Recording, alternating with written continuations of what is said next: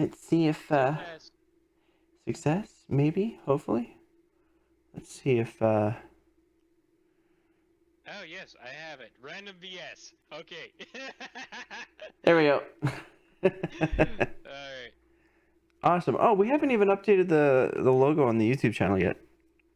Yeah, I know. I should probably do that. Probably a good idea. Yeah, I know. Okay, give me 1 second. I'm just gonna post the live link on Yep, my Discord. that's a-okay.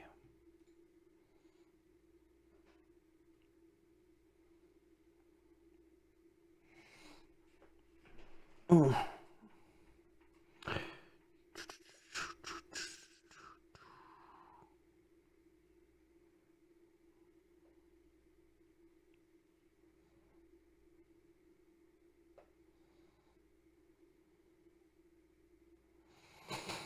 Hmm. Okay. Alright, so what is the first topic that you want to actually talk about as I change the logo on here? Um, I don't know. To be honest, there's There's quite a um, few. yeah, we have quite a few. We have the. I haven't looked into the Epic versus Apple. I was going to, but then I just never did. Whoa. Well, the Epic versus Apple one is actually kind of interesting Mm-hmm. because, so technically speaking, Apple didn't actually. Well, Apple I think won a little bit more than Epic did, but Okay. Epic didn't exactly lose either. Yep. So as far as as I'm putting it, the proof of concept, Mm-hmm. Epic won. Okay. And the factor that now when you're launching a game on iOS, you have permission to use external apps. Yep. Is that for everybody or just Epic? Because This that, is for everybody. Epic is from now and forever further barred from using the iOS store. which whatever. I mean, that makes sense, but Yeah. I don't think they're really caring because they were gonna pull it anyway. So Yeah. So it's whatever. like I don't really think they were too concerned Mm-hmm. about it. Yeah, I think they were just trying to. I mean, really, it was a big win for most companies. Really, like Yeah. taking a look at, for instance, um, Floatplane. Like Yeah. they can now actually direct their website for the Yeah. subscription. That's huge, especially for a small streaming service like that. So, Exactly. like, I know that's a big thing. Okay. But another thing that Epic kind of won is the factor that it does now allow for external apps or external monetization systems to actually work. What do you mean by So, external monetization? so for example, you don't have to use the Apple authorized pay anymore. You Okay. can actually use whatever you want. Okay. It doesn't have to be the Apple authorized pay, which is, kind of a. Sorry, I'm changing the logo right now. Well, that's fine. Don't worry about it. Yeah.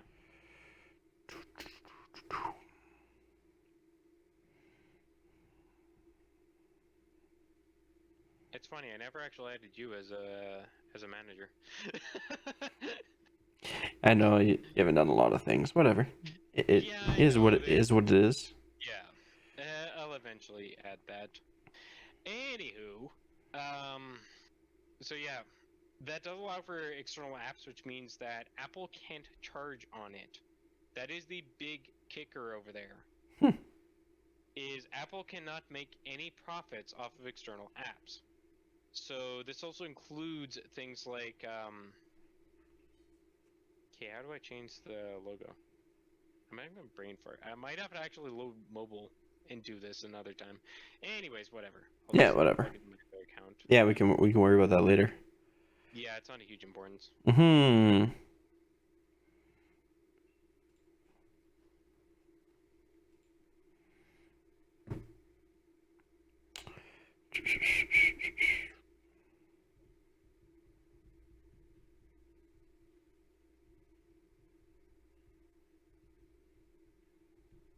I hate it when you change your password so much because it's just fucking.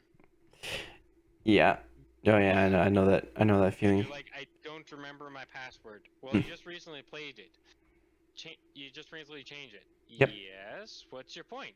And then you have to go through all those ways to authenticate yourself. Like, I'm happy it exists, but at the same time, I'm kind of annoyed that it exists because there's just so many steps to go through. Yeah. So many steps. Oh yes. Yeah, I know. Normally, all my passwords are fairly similar, or the ones that I know that I don't want to like save on my computer, like I have written down just so that I can know what they are. Yeah, I'm totally with you there. Okay. So I'm just in the random BS chat in case we have somebody actually chat on it. Yeah, I have it up as well. Okay, good. Okay, so. So going forward with iOS, so this means that Apple can actually only make money off of the direct transactions that are done through the App Store. So this means all developer costs that are associated with, let's say, like most mobile games requiring on energy stores. Okay. These are where the company could actually introduce a third-party app, which would take all funds away from Apple. They're not making any money off of this. Okay, but if you use theirs, they can still take the 30%. Yes. Okay.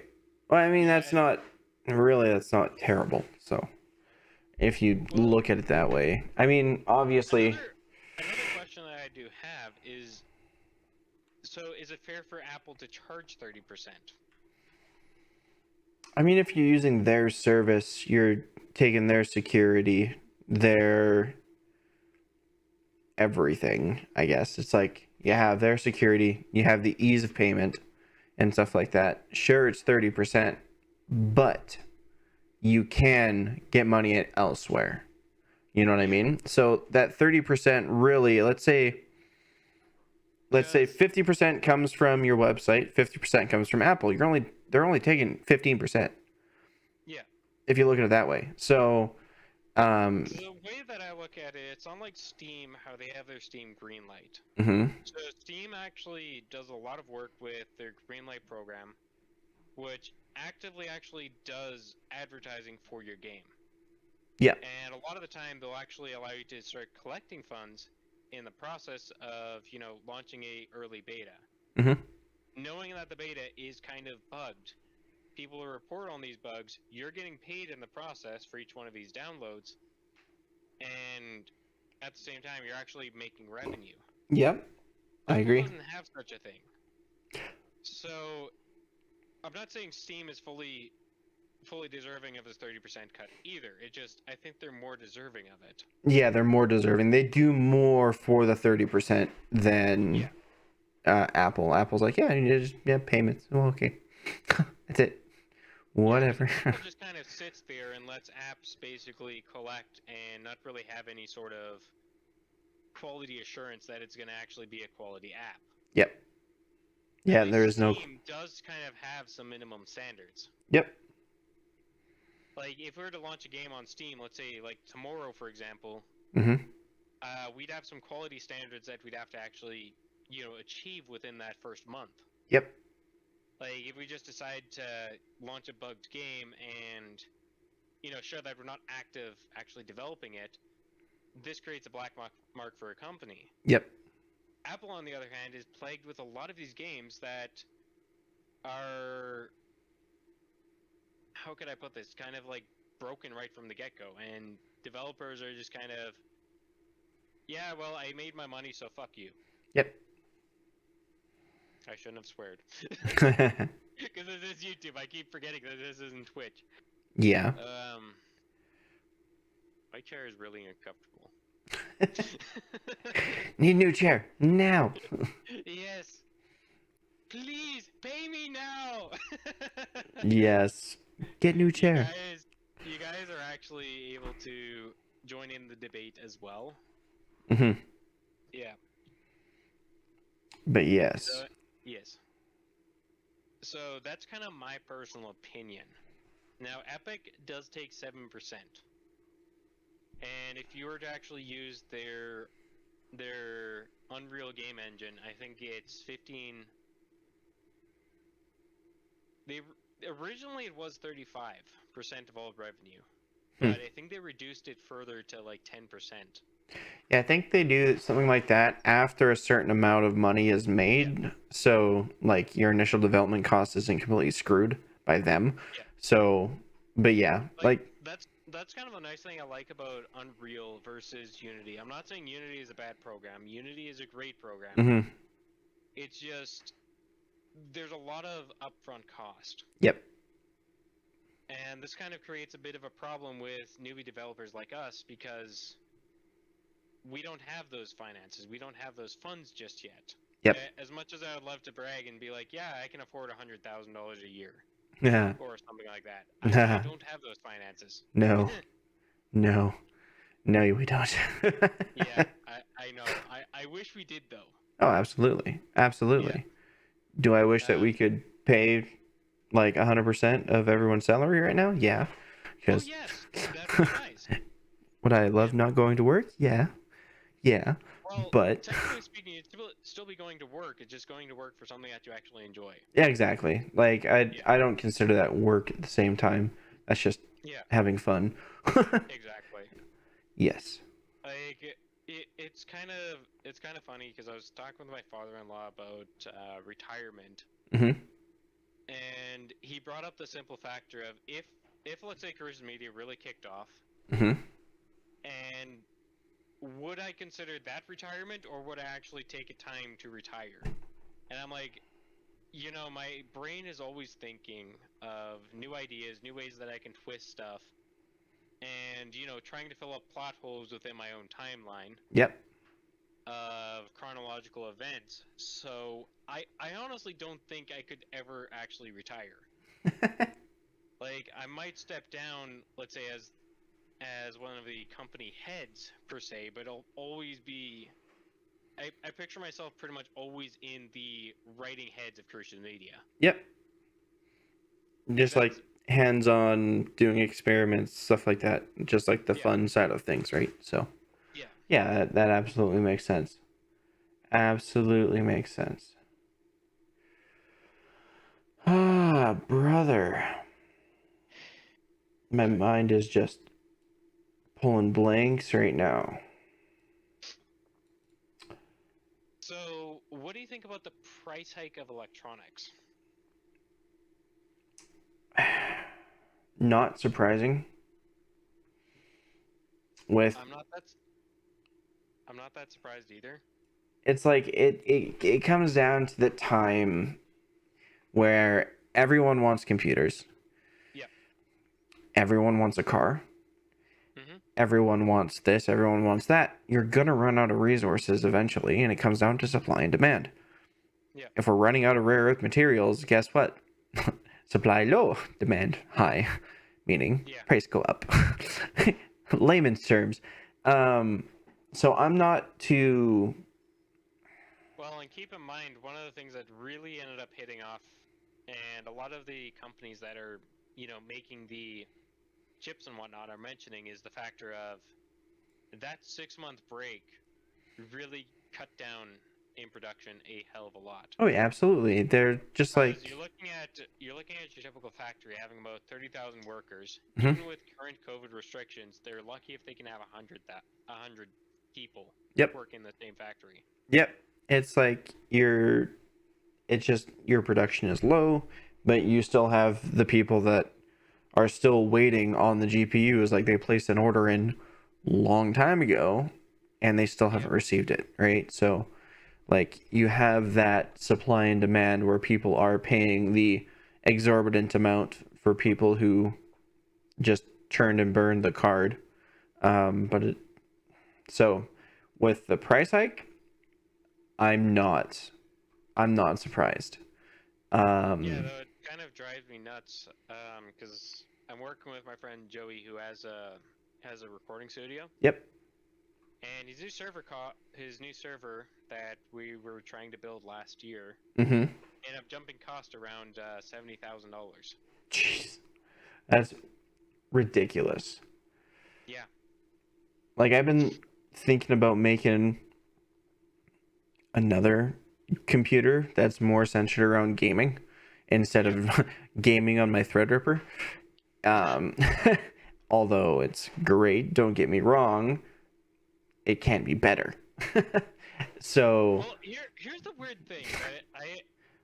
I had a Threadripper machine for about 6 years, and it was actually doing pretty well. Everyone was like, "Oh, Threadripper's not geared towards gaming, especially the first generation." yep.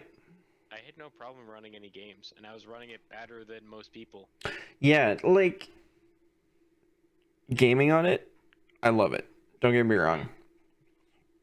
But I know that, especially looking at a processor that has 64 threads on mine, is like you look over, you're playing a high intensive game, 3, maybe 4 cores are loaded, everything else is doing nothing.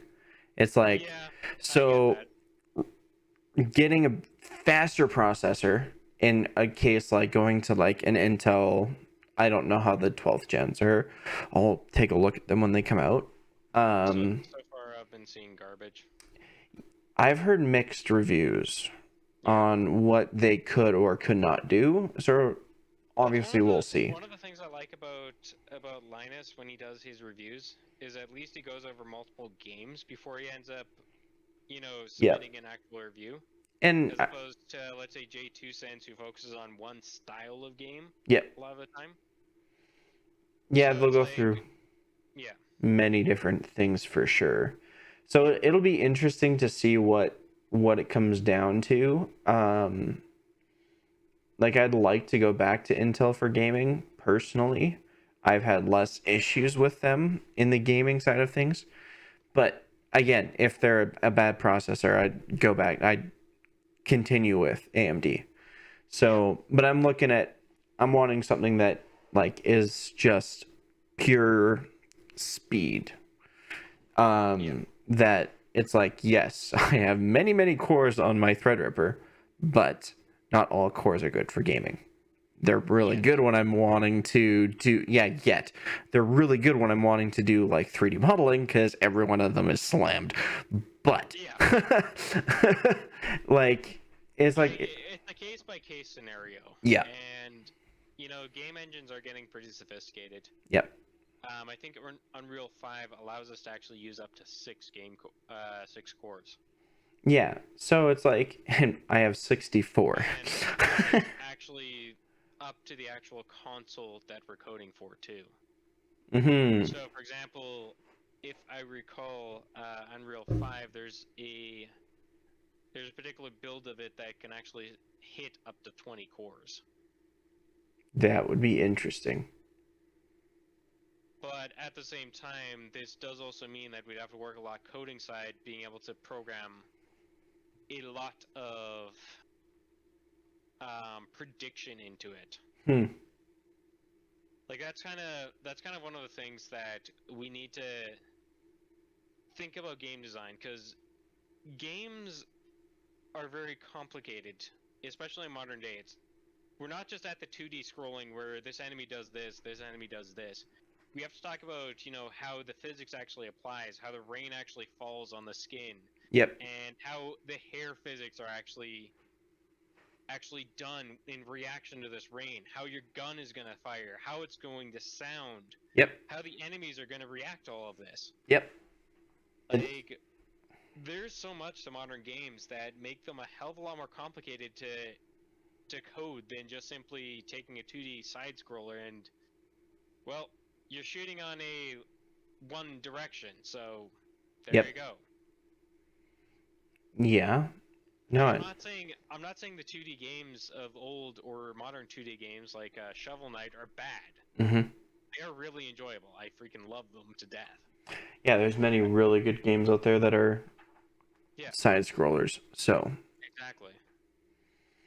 Mm-hmm. I just noticed my video is lagging a lot on the YouTube stream. Yeah. Go Discord.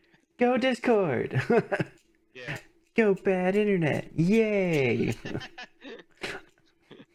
Yeah, and the weird thing is they're doing construction in my area, so that might be why it's especially bad. Yeah, they're doing construction on most of Edmonton, it looks like. So, Yeah, I know. And the weird thing is that it's Shaw doing the construction. mm-hmm. They've been known to try and destroy TELUS users. Yeah, that doesn't surprise me at all. Yeah, I'm just like, can't we just make an ecosystem where both can benefit? Yeah, really. Yeah, really. Okay. But Yeah. yeah. No, I know. It's Edmonton's being like really weird. Like we're at the girlfriend's aunt's place and their internet just kept going out. It's like, what the fuck? Like what? Why? How? It's like it just why? So it was like whatever. So yeah, that was fun. Um So did they update the AMD drivers? for Epic. Okay, good. So my wife's new Ryzen 7 is supported by Windows 11. yep. Or officially supported. Like I was saying, they've tested Yes. it, right? So Yes. Okay, good. like they look like I said, they have like the Athlon processors in here. Like Yeah. really old, like getting old stuff. So but yeah, that's just the stuff they tested. So Yeah. yeah, like I know you were like freaking out that Windows 11 was going to be like all this stuff. I'm like, well, no, I've seen them like install on ridiculously bad shit. Well, the thing that drives me nuts is they host an official podcast Yep. about this whole thing, and they're like, we're going to clear up a lot of these things for you guys. So it's an hour-long podcast. They're talking about the features of Windows 11, Mm-hmm. and I'm just basically sitting there like, you guys basically copy and pasted Mac. Yep. That's basically what you're bragging about. Congratulations, you've officially went full circle. Yep.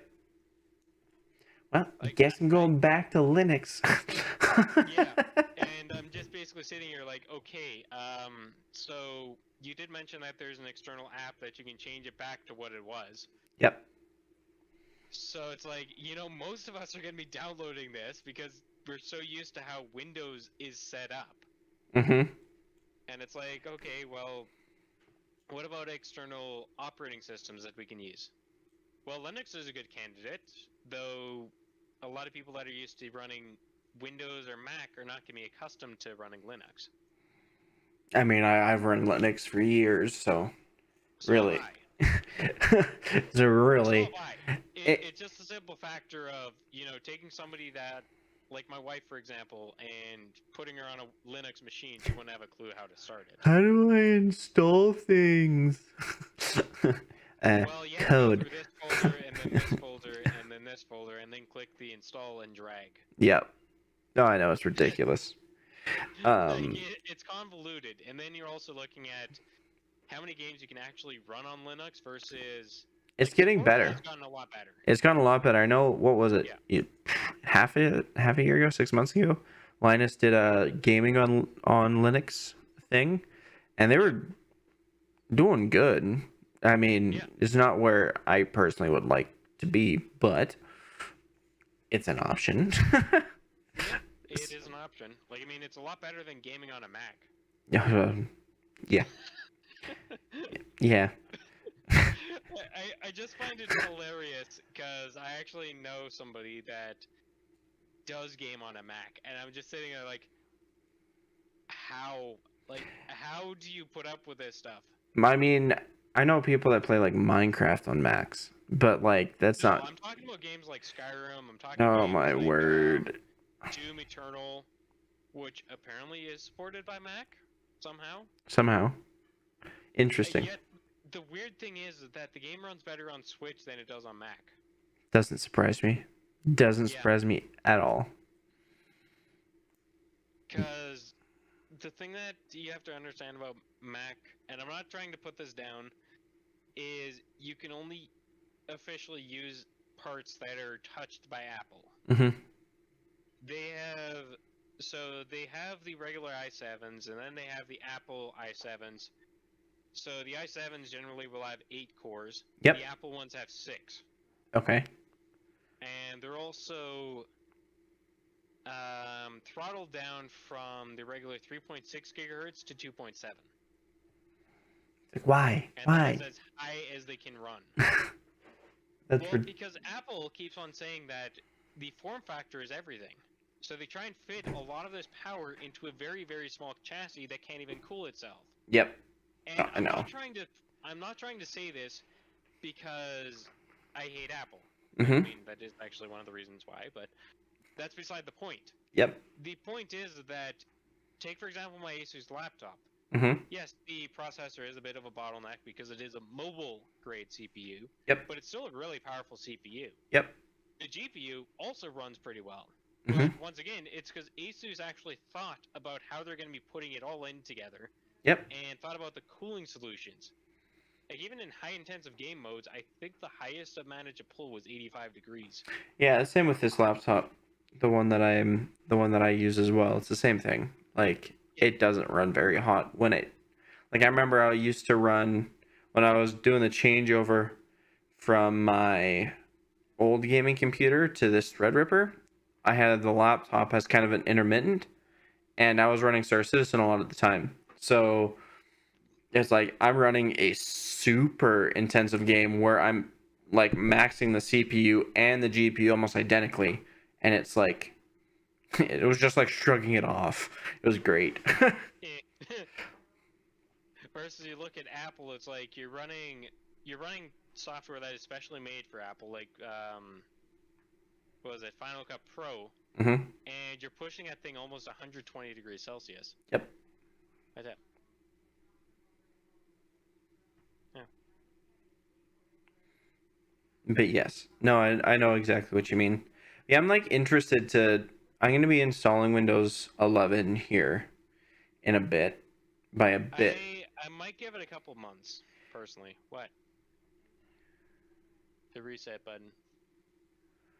Yes. The smaller one. I wired up the buttons wrong. So the power button resets the computer. The Oops. reset button is the power button. I mean, I don't have a button on my case that turns my computer on. I just use the start button that's on the motherboard.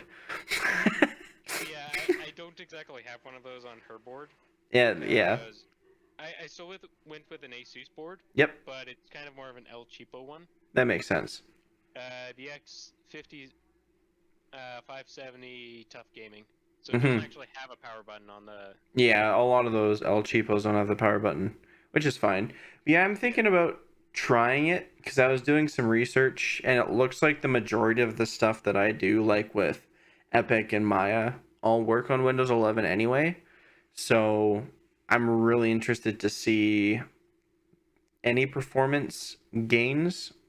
Um, like what I might try to do is I might just for shits and giggles is to clean install a Windows 10, install a game, run a few benchmarks, clean install Windows 11, same thing.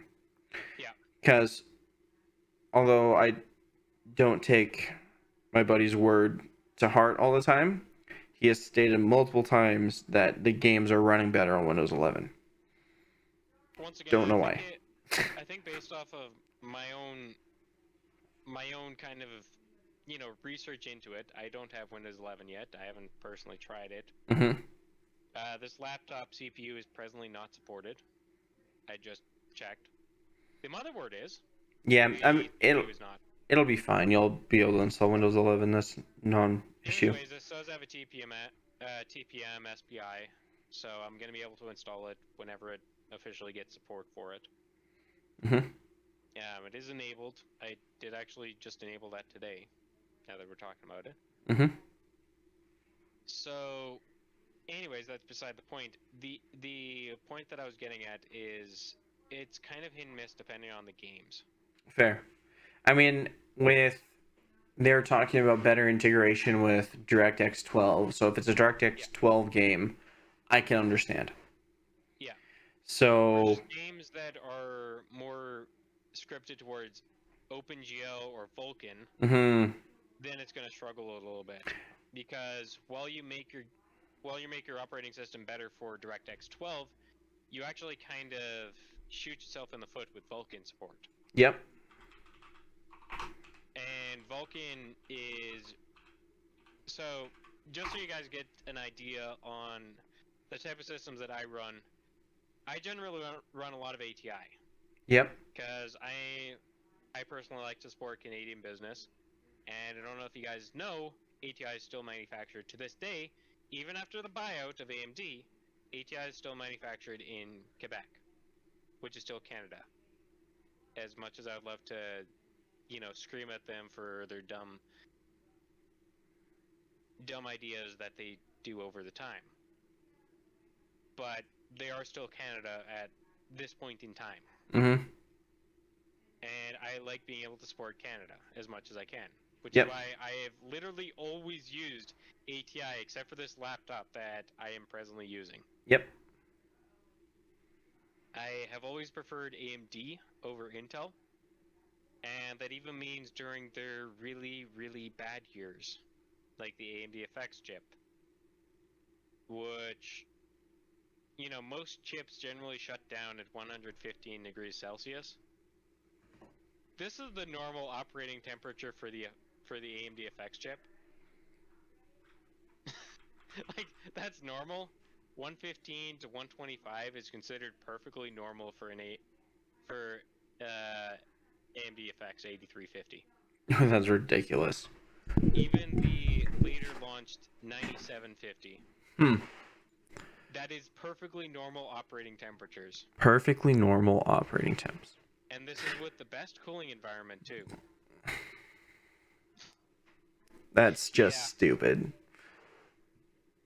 Like, see, both of those were created around the time that AMD thought core count was everything. Yep.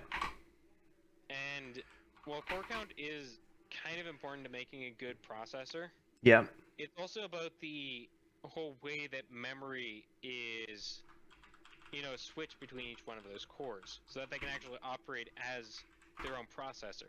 Okay. Well, keep in mind, this is the YouTube stream, which is a bit lagged. My wife wants to show her new Switch shirt. I see it. Yeah. Bitch.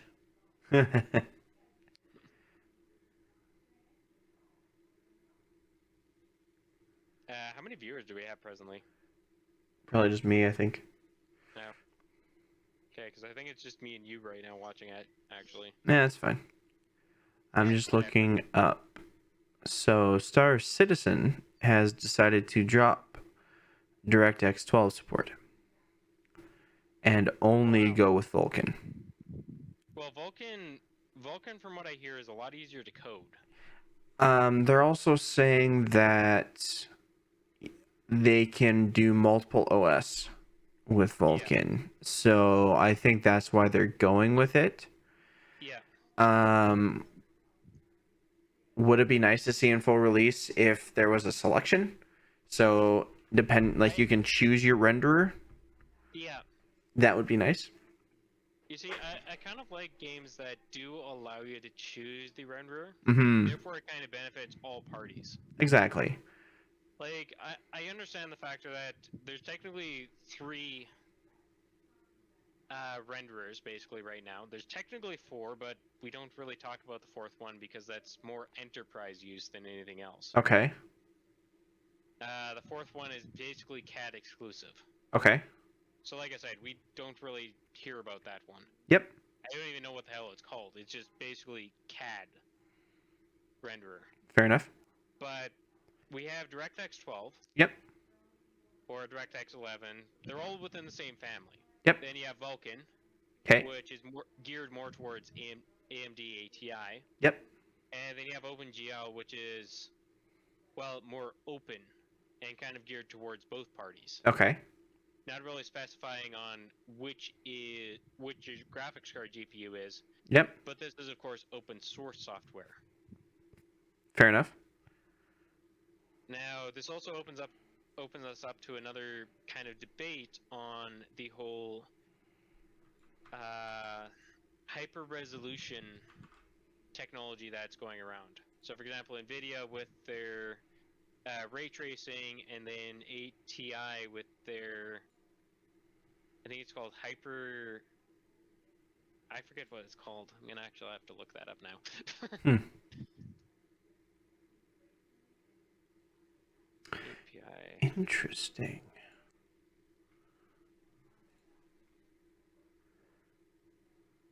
Free.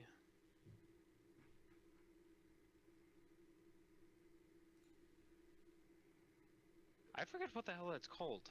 Damn it, this is gonna drive me nuts. I'm having a big brain fart. It's free something. I just don't know what it is, and Google's not being helpful. No, I don't want to look up stocks.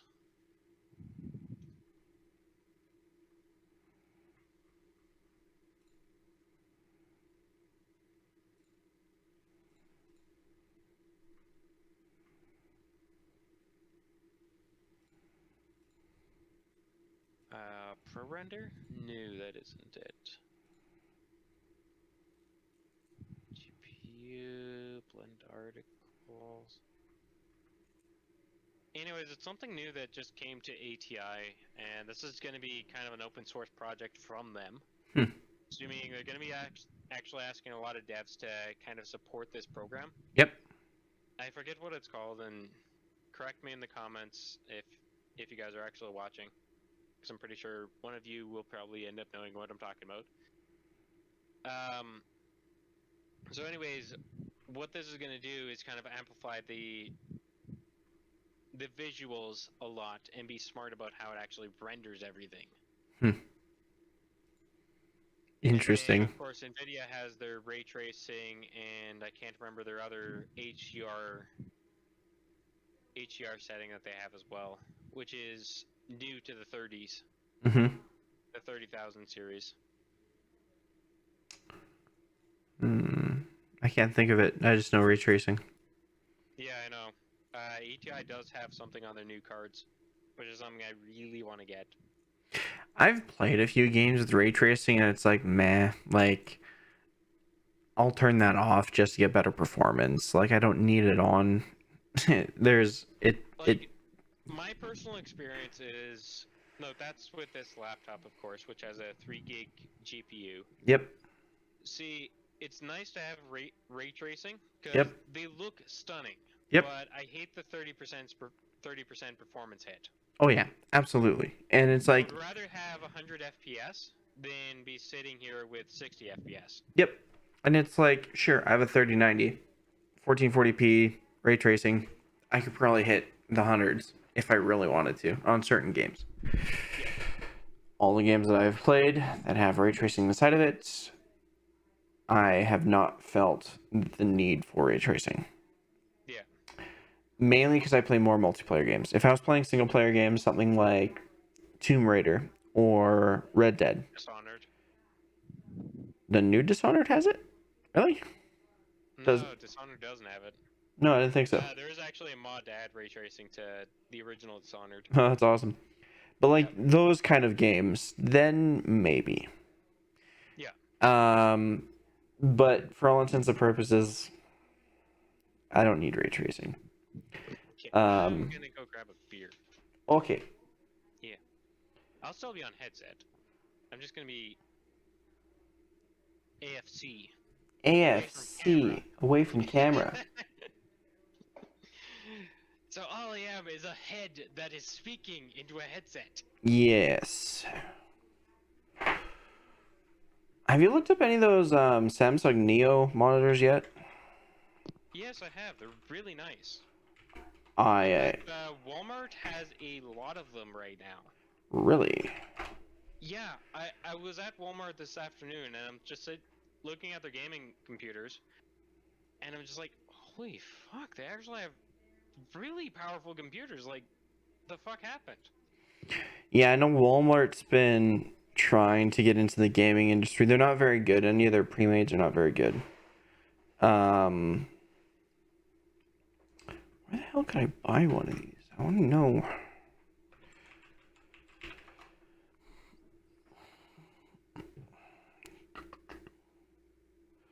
Samsung Canada. Oh, I can pre-order it. Interesting. Because I know I was looking at quite a few people doing reviews on it. Linus was one of them. And he was showing some video. I'm like, oh, I need this in my life. Where'd he go? Oh, was it under unboxing? Yeah, you know when a monitor is so wide, you can use it as practically 2 monitors. Well, yeah, that's exactly what it is. It's two 27s that merged into Yeah. one. And I like the factor that Samsung actually thought about this. So they have a setting that you can actually split it into 2. Yeah, I absolutely like that. Especially it's like I use many side by side windows, so dragging to the middle and then actually having it go to the one side would be gorgeous. Yes, I freaking love that. Yep, absolutely. Yeah. Like you can choose to have it. So I was watching a Samsung, not necessarily a podcast, but a demonstration video of it, Mm-hmm. and they were talking about some of the things that you can actually do with this monitor. Uh-huh. And one of the things that they were talking about is you can have a game mode, which is the whole retail resolution, Okay. and then you can have what they call Windows mode, which is 2 screens side by side. Yes. What I want to do, Really nice.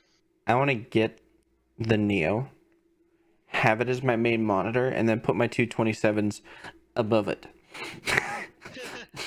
I You have 4 screens. I don't have enough pixels in my room right now. The amount of times that I'm working on a project for the game, and I have the main window open, and I have supporting windows on my other 27-inch monitor, and I'm squinting at this tiny ass monitor that I have in the top left hand corner here, being like, "What the fuck is it? I can't. What?" And it's like, okay, bring that down, and then I'm messing up windows. Oh, I need more pixels. But it looks like you can pre-order How much? $2,500 It's not bad. for in all 4-inch monitor that can do 4K. no That's 1440. a really good price. 1440. That's so good. So yeah, so 227s 1440p. You'd be looking at that for buying two 27-inch monitors anyway. So that's how I justify it. I mean 1440p, HDR 2000, like 240 hertz, like that is a balling monitor. Like it is very good. And so, as we're talking about hertz, I think there's one thing that we should probably explain is real hertz versus what they call pulse hertz on TV monitors. Okay. So, one thing I should probably mention is, because I've had a lot of people ask this, is what is the difference between a monitor for, let's say, computer use versus a gaming television? Because you can have a TV monitor which says that it can do 244 hertz. But at the same time, you have a gaming monitor that is priced significantly higher that can do 240. Yep. What is the difference between those? Do you actually know the difference? No, I don't. Okay, so this goes into the whole interlaced versus P argument. Okay. So TV is what's called interlaced. So you end up having 2 frames basically combined into 1. Yep. This adds basically what's called predictability between the frames, and you have a weak CPU inside of your smart TV that is able to actually kind of predict and insert frames essentially. Okay. To make it have the illusion of being 240 hertz. Interesting. This is the way that they actually get away with the 240 hertz. This works good for, let's say, live television because, technically speaking, live television actually does have about a 35 to sometimes a minute lag actually between the live recording to what you actually see on TV. Yep. And there's a reason for this because the process is actually, especially for sports events, the process is actually inserting more frames. Yep. For example, me who binge watch Forged in Fire several days at a time. this isn't necessarily the case because they record at 30 FPS. Yeah. So it makes no difference if I have a 240 or a 4000 FPS monitor. It's going to make no difference if it was recorded at that. Yep. But for And gaming and gaming latency, there's always that issue. So. See, gaming monitors, on the other hand, are what are called real FPS counters. Yep. Because not only do they have to have a very, very low latency so that the next frame could just be shown one after another, they also have to actually be able to talk to the GPU. This is where G-Sync and FreeSync actually become big into play. Mm-hmm. And I don't know if G-Sync is entirely dead. What do you mean? I mean, it's still being advertised on most things.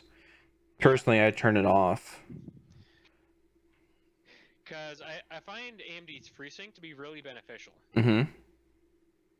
And then technically speaking, there's 3 different versions of FreeSync. There's FreeSync 1, which basically just opens up a channel over DisplayPort, which allows the GPU to talk to the monitor and be like, okay, so your max frame rate is this. I can send you a maximum of this in this load case scenario. Uh-huh. And then there's just kind of open communication and whatnot.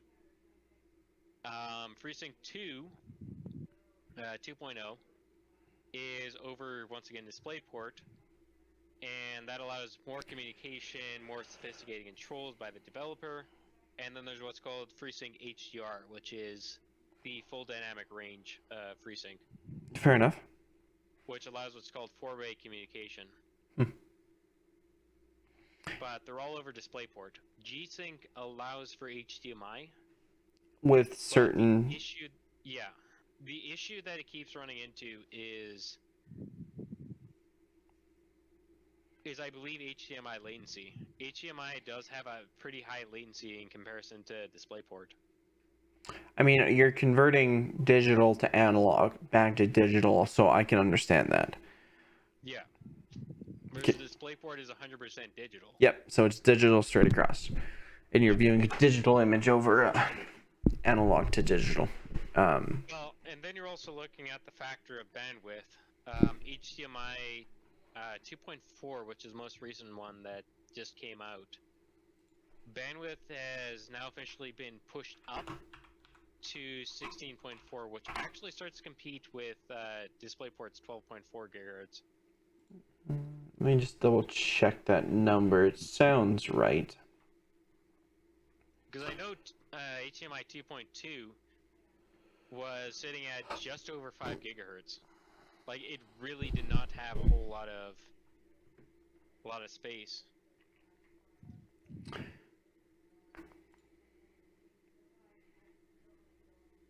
Let's see.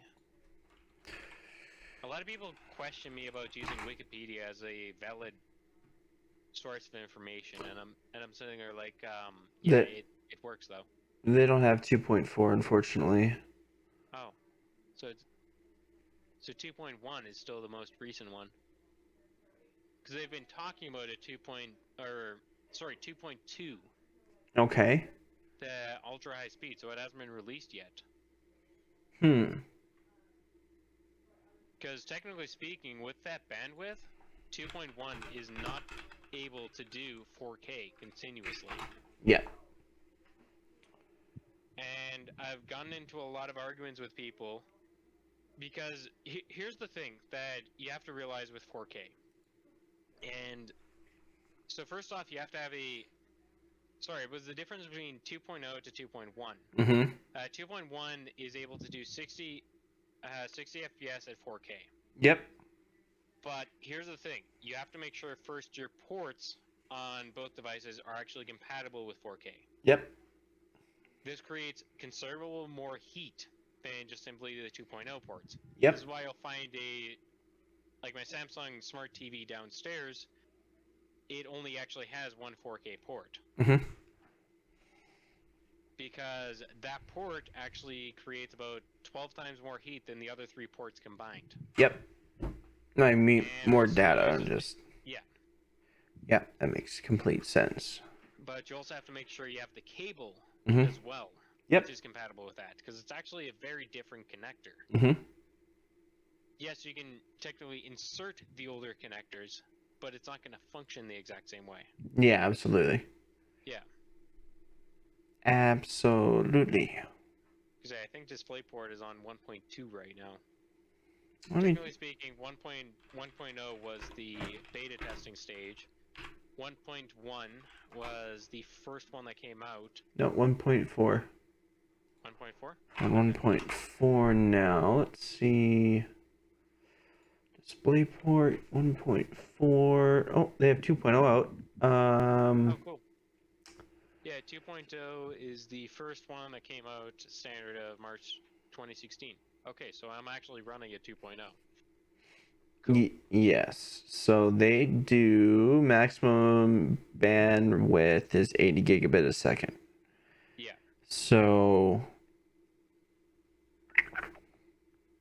yeah, so they're saying one 16K monitor, 60 hertz. Yeah. Which is really good.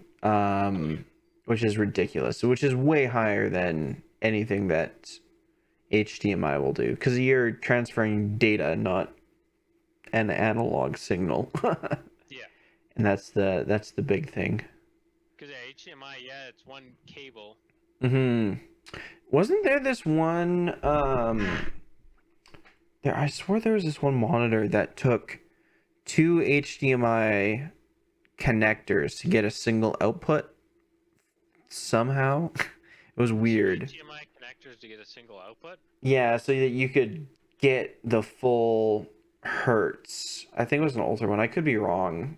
I could be very wrong. I think that was one of the first LG ones, Think if so? I recall. Yeah, I think so. Because that sounds like something LG would actually do. Most likely, just to get enough Yeah. data, right?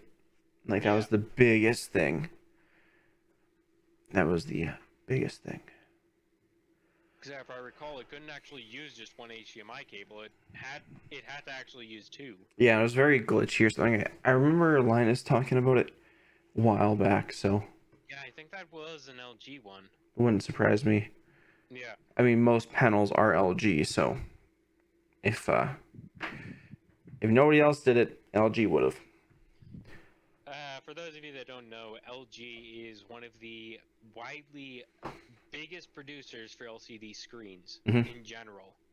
So this includes everything to your smartwatch. This includes your, technically speaking, they also produce glasses, which I did not know about. Really? They produce about 60% of glasses across the planet. So the lenses themselves are actually produced by LG. Interesting. Yeah. But yeah, they supply screens to a lot of manufacturers across the board for many different things. The only other competitor to them, as far as sheer size and how much they actually produce, is the company known as Foxconn. And Foxconn only produces about 20% of screens.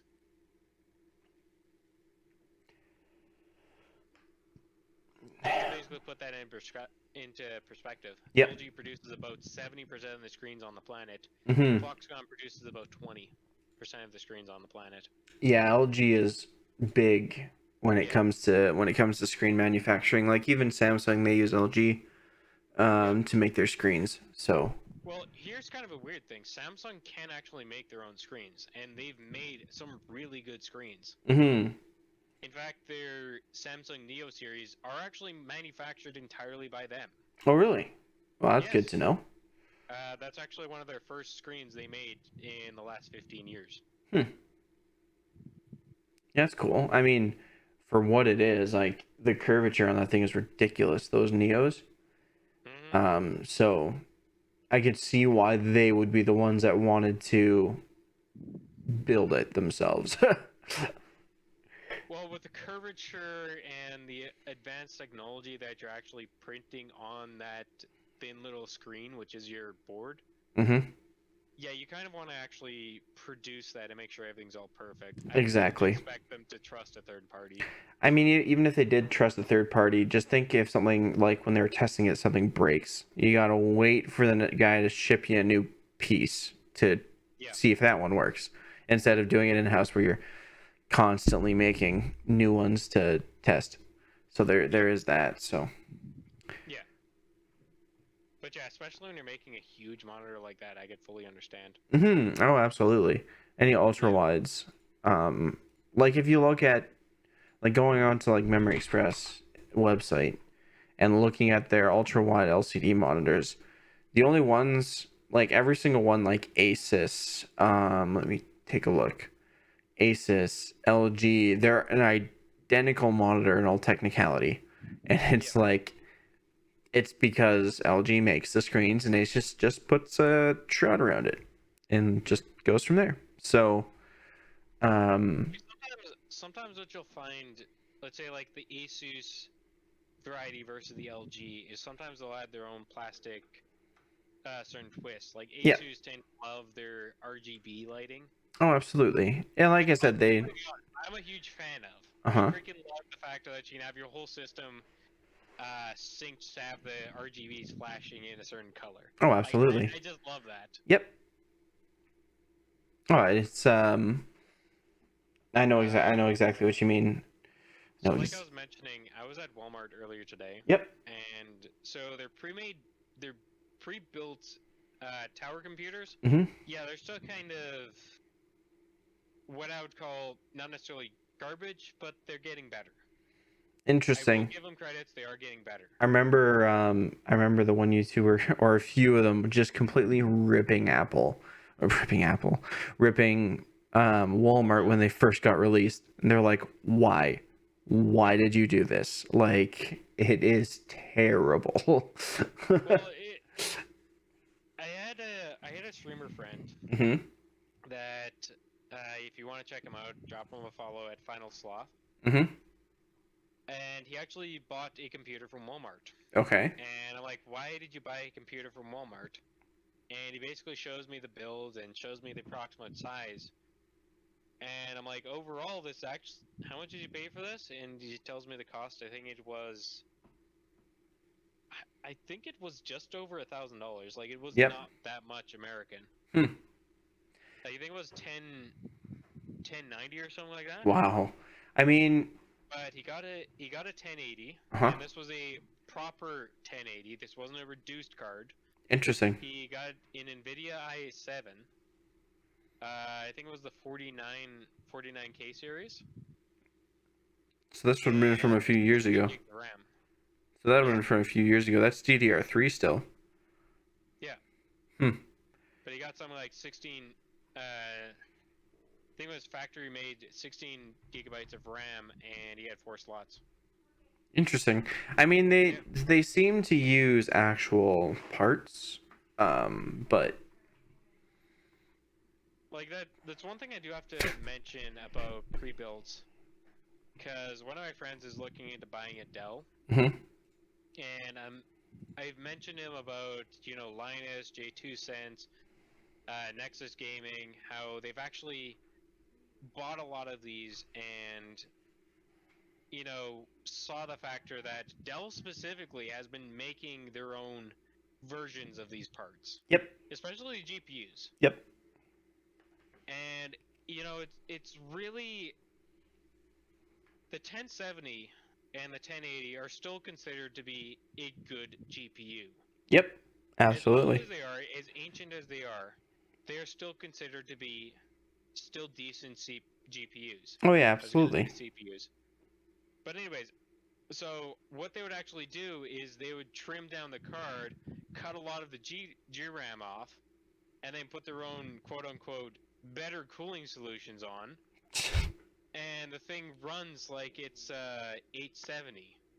So yes, the chip itself is a 1080, Hmm. but it runs like an 870. Like I think Nexus Game actually did probably the review that I like the most, because they basically said that like after buying this Dell, the processor's not bad. It's Mhm. just that it could deal with better cooling. The Yep. RAM wasn't bad. The issue we had was this itty bitty GPU, Yep. and somehow it's labeled as 1080 Ti. Mhm. I think what they did is they basically took the took the GPU die, put it on their own board, and gave it like a fraction of its GRAM. Oh, really? Like a very small fraction. That's weird, and that should not be obviously done. Yes, I know. You buy a NVIDIA 1080 Ti, you think it's going to have that level of performance. Yep. But the factor that this card only has 2 gigs versus the 8 gigs it's supposed to have, that's a big difference. Oh, it's a huge difference. Huge difference. Not to mention you have not GDR5, which is what it came with, but GDDR, I think it's 3. Okay. So that adds more bottlenecks into your particular gaming. Yep. Not to mention the fan they put in is absolute crap. Mm-hmm. It probably cost them about $1.25, if even that.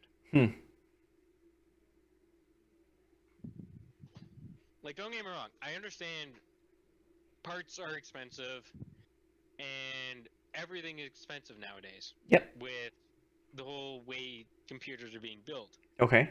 But it's about being able to, do what you advertise. If you're going to build a high-end gaming computer, it actually should be able to do high-end gaming. Absolutely. And that's one of the things that I've really cautioned my friend who wants to buy a Dell is be very careful about it. Mm-hmm. Because I've seen multiple reviews from many of their computers that they have right now listed of them using false parts. Yep. Or should I call them altered parts? Mm-hmm. So yes, the die is the right one, but the rest of the card is not. So would you actually call this false advertising if the die has been changed out, or if it's the... Like, technically speaking, the die is still the same. Mm-hmm. It's just the fact that the rest of the card has been reduced. So it's technically like a custom GPU, essentially. Yeah, that's so weird. Like, I would still call that under false advertising. Yep. Because when you're looking at GPUs, especially for people like us that know what a 1080 Ti should be capable of, Mm-hmm. and then you buy this computer which is priced at $1,300 right now. Yeah. You expect with a 1080 Ti to have a certain level of performance. Mm-hmm. And then it doesn't deliver anything close to that. Yeah, absolutely. Like, I personally think that's false advertising. Yeah, absolutely. It is 100%. Yeah. Like, you need, if you're saying I'm giving you a 1080 Ti, the 1080 Ti performs like a 1080 Ti. Exactly. And at the same time, one thing I've also seen with a lot of pre-built Gigabyte is they have a habit of not focusing a lot of time into making sure cooling flows properly. Yeah. It's not like Asus, they think about all that stuff. And the thing I like with Asus, they actually keep an open discussion with a lot of their product reviewers. Okay. So it's like, okay, thanks for pointing that out. We will be addressing that in the next build. Mm-hmm. And we'll actually delay this product. Yep. Versus MSI, they've also been going more into the, we're not going to tell people about this particular issue. We're just going to push the product. Yep. And that's one of the reasons why I've stopped buying MSI. Which makes sense. Until they stop this practice, I am not going to be supporting them anymore. Yeah. 100%. Yeah. I do wish Logitech made PCs. Like, I mean, how good their gaming gear has come over the years. I don't know. I think they're doing well with where they are, and they need to stick with that. Don't bring in other parts and mess that up, which meshes other things up. It's like, no, don't. I guess that makes sense. As much as yes, it would be nice, but at the same time, it's kind of like the story of Mad Catz. Like, I mean, I still use a Mad Catz Strike 5, mm-hmm. which officially doesn't actually have any drivers supported for Windows 10. Really? Yeah, Yeah. That's They just crazy. found out. Well, here's the thing. Technically speaking, the company went belly up, Mm-hmm. and because the Strike 5 was created by an external party outside of Mad Catz, the newly found company has to find that creator to actually get the drivers and whatnot working for the Strike 5 and Strike 7. Okay. So the Strike 3 was actually made by them. Hmm. I have the Strike 5. The Strike 7 actually has kind of like a touch, kind of like an iPad where, like you've seen my keyboard. Yep. So where I have that little dock on top of it Okay. is basically where you have a touch, like an iPad on top of that. Okay. So think of it like a rudimentary Stream Deck. Mm-hmm. And that was something that they were going for, and if I recall around the time, so mine was 250, and I think that one was 450. Hmm. But I decided to go with the Strike 5 because I like the buttons over the touchpad. Buttons. Buttons. But I have to say, you know, I've had this keyboard for, I think, going on 12 years, and I'll be completely honest, I've punched it, I've thrown it against walls. I have been brutal with this keyboard. Hmm. I think there was even one time I took a sledgehammer to it. Like, it should not be functional. Jesus, man, that's ridiculous. Some games have really pissed me off over the last couple of years. We'll just put it at that. We'll just leave it there, right? Yes. Just they've really messed me Anyway, up. The point is that every key still works flawlessly. Hmm. I think in the entire time I've had it, I've only had to change out 4 Cherry MX switches. That's pretty good. Yeah. For all intents and purposes, that is pretty good. So. Like, these are really high quality built keyboards. Yeah. And you know, I've been debating about getting a Logitech one because, you know, I have a lot of Logitech gear. Like, my headset is Logitech, my mouse is Logitech, my wife's headset is Logitech. I have speakers that are Logitech. Yeah. I know. I gotta get new speakers here soon. To be honest, there's nothing out there that speaks to me in terms of new. The funny thing about it, my speakers are ancient, and it was kind of one of those things that I'm going to Memory Express, picking up a bunch of computer parts. He's like, you know what it sounds like to me? What? You need a good set of speakers. I'm like, I have a set of speakers. Yeah, but we have a bunch of these things in the back. Regular price is about 400. We're selling them for $80. Did you want a set?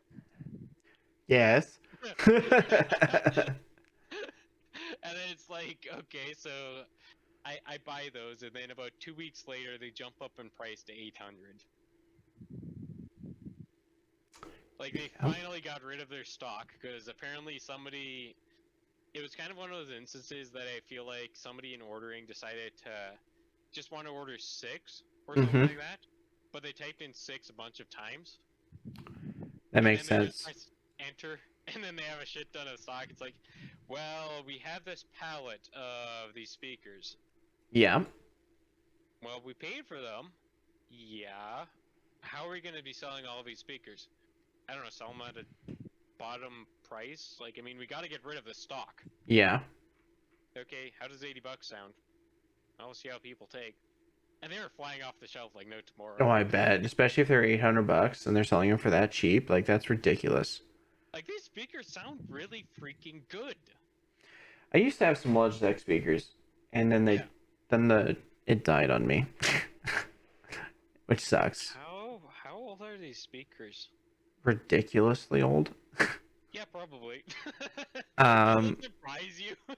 No, it doesn't surprise me at all that they died. Like, it was to the point where, like, I turned the computer on one day and it was like, buzz. I'm like, fine. Time to retire you. The only time I ever get feedback is when there's nothing actually connected to them. Mm-hmm. So, for example, I have my monitor off, I have my computer off, and they're just kind of sitting there like, give me input. Yep. That's about it. So most of the time they're turned off Interesting. because they're connected to Omega X, technically. Mm-hmm. I either have Mini Mega, which is my laptop. Yes, I have a habit of naming my computers. Live with it, folks. Just live with it. It's kind of something my wife has learned to deal with. Yeah. She's like, why do you add a name to all of your computers? I'm like, to kind of differentiate them, to kind of give them a bit of a personality. Mm-hmm. But why? Because I know it kind of sounds weird, but I see most of my computers, especially the ones that I use daily, kind of like my own kids. That's a fair point. And that's kind of one of the reasons why I have a habit of naming all my computers. Okay. Like, for example, the first one that I actually built was simply called Wolf. After the character Worf from Star Trek. Nice. I couldn't say his name for the longest time, so I just simply called it Wolf. That computer did not last very long.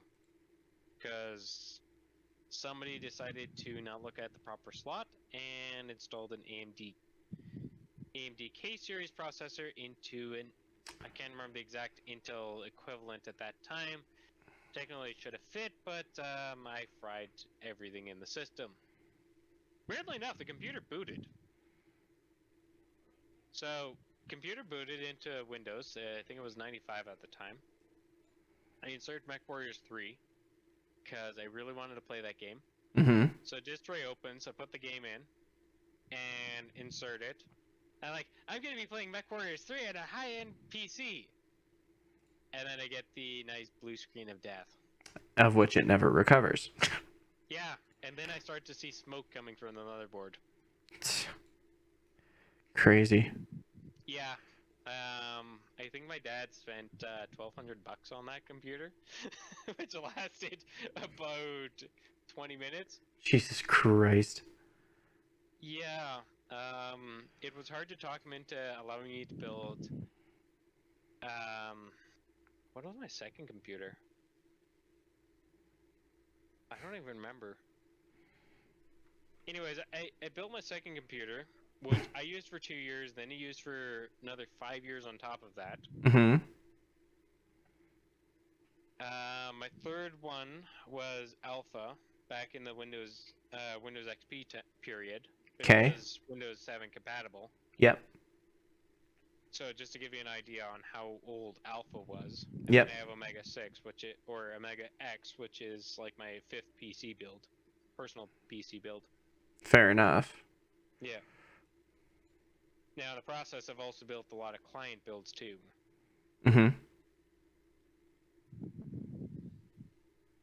Do you remember how old you were when you built your first PC? 2012. So That was XP period. 7. Yeah. That was Windows 7. So yeah, it was the winter fall of 2012. It was GTX 3060s, 2 of them, with a i7 770K. Okay. 32 gigs of RAM, obviously DDR3. I had an SSD, of which I still use, which is actually quite amazing. Yeah, I know. I've had one of my personal builds, which did start with an SSD, but it crapped out pretty much within the first week. Crazy. And that was a Samsung drive. I know Samsung has come a long way on their drives. Mine was... The secondary drive that I picked up for my laptop is a Samsung, so we'll see how that goes. Fair enough. Yeah, Samsung, like you said, has come a long way. Yeah. Well, Samsung and Hynix have actually come a long way. Mm-hmm. Because factory, this is my laptop uses a Hynix drive, Mm-hmm. 500 gigahertz.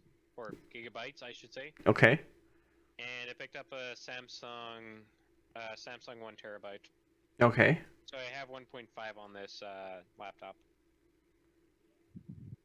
So I'm like, 500 gigs is not much space. No, it really isn't. Then again, I also remember the back in the days when 1 gigabyte was a hell of a lot of space. I'm not that old. See, I am. Like, See, I remember going back to Windows 3.1. mm-hmm. Back when you were talking about a 4 megabyte hard drive was huge. Yeah. Yeah, I know what you Like, mean. your typical game was 1 or 2 floppies. I think the biggest game that I had was... Fuck, what was the largest game that I actually had? Hmm. The largest game that I personally remember was Land Before Time, and that was 3 floppies. Crazy. Like, I'm talking actual floppy disks, not the 3D printed save icons that people think, the 5 1/4. I'm talking The big I ones? think it's 9 1/4, the actual floppy disks. Yep. Yeah. I remember Dad used to keep all his CDs for any installation, because back in the day, obviously, I remember Windows 86, the floppy drive installation that he had with that. I don't think we have it anymore, but I remember seeing it growing up. Windows 86, no. No? Because basically you have MS-DOS and then you have 3.0, which is the first, what we'd call the modern day Windows. Okay. What the hell was And 80? then there's, I swore there was a Windows 86 or whatever. no, not that I'm aware of. Hmm. Because basically you go from Windows 3 to Windows 3.1, Mm-hmm. Windows 3.11, then Windows 3.3. Hmm. And then you end up getting into Windows 95. Oh, maybe it was 95 that I'm Yeah. thinking of. Yeah, I remember the installation disk for the operating system. I'm like, interesting. Oh, Windows 95, that was a fun one. So the funny thing is that Windows 95, as I recall, so you had 2 options. You can get it on floppy disk or you can have it on CD. Okay. Now, the 9 1/4, I think it came on a total of 12 floppies. Or 1 CD. Hmm. And I remember back in the day when my dad for Windows 3.1, my dad decided to actually pick up a CD drive, which was considered, oh, this will never be the future of computing. This is too powerful and whatnot. And, it was $1,500 on top of the price of a computer to pick this up. That's ridiculous. Yeah. Like, you can... 9 1/4 drive. I don't think you should ever say, especially in computing, that this is going to be way too powerful. I don't think that should ever be said. See, my experience is it might be too powerful for the time. Yeah, that makes sense. But, technology has a habit of catching up to all of your predictions and exceeding those predictions. Yep. Like, I've been a PC builder for quite some time. Yep. And generally when I'm actually pricing out, to build a new PC, I'm looking for something that's going to be lasting for, let's say, 5 years or so. Yeah. Which, with my heavy use case in gaming, streaming, YouTube video editing, is considered a heavy use case scenario. Yep. And, binge watching YouTube while also running my capture card in the background, I'm still using a lot of CPU and GPU stuff in the background. Yep. So I consider my use case pretty heavy use. Mm-hmm. So 5 years, I honestly think, is a good deserved life. If it gets extra on top of that, that's nice. Yep. Absolutely. Yeah. And,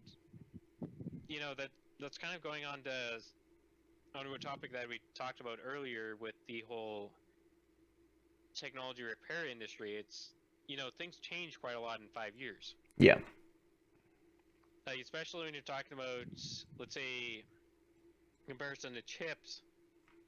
Like, most processors are outdated by the next year. Hmm. Like, for example, we have the 5000 series. We're going to be having a 7000 series of Ryzen coming out very soon. Yep. And then the 3rd gen Threadrippers, which you're running a 2nd generation Threadripper. Yeah, 2770X. Oh, no, Yeah. 37. 37? Yep. Nice. Or 3970. Yeah, then it's 4th generation Threadripper. Yep. But anyways, the point is that they're heavily outdated. Like, I wouldn't necessarily say it's outdated. It's just the fact that they're still considered high end for a period of time. Yep.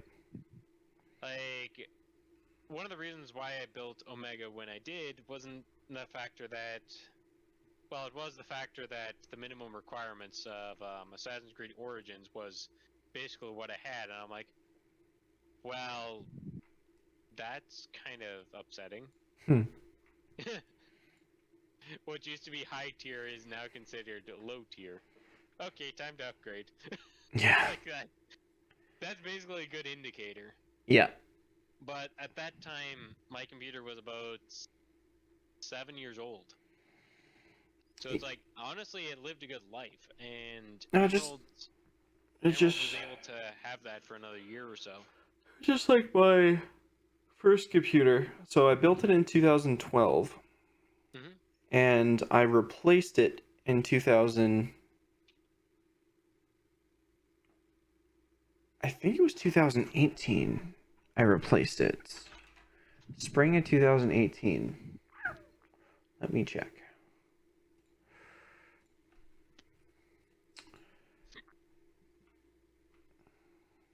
It's funny. I actually built my first computer to brag to a girl in middle school.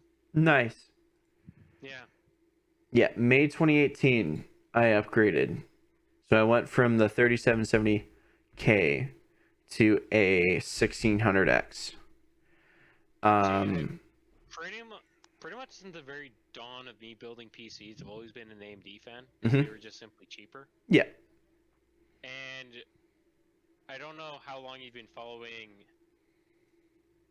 the drastic differences between the two.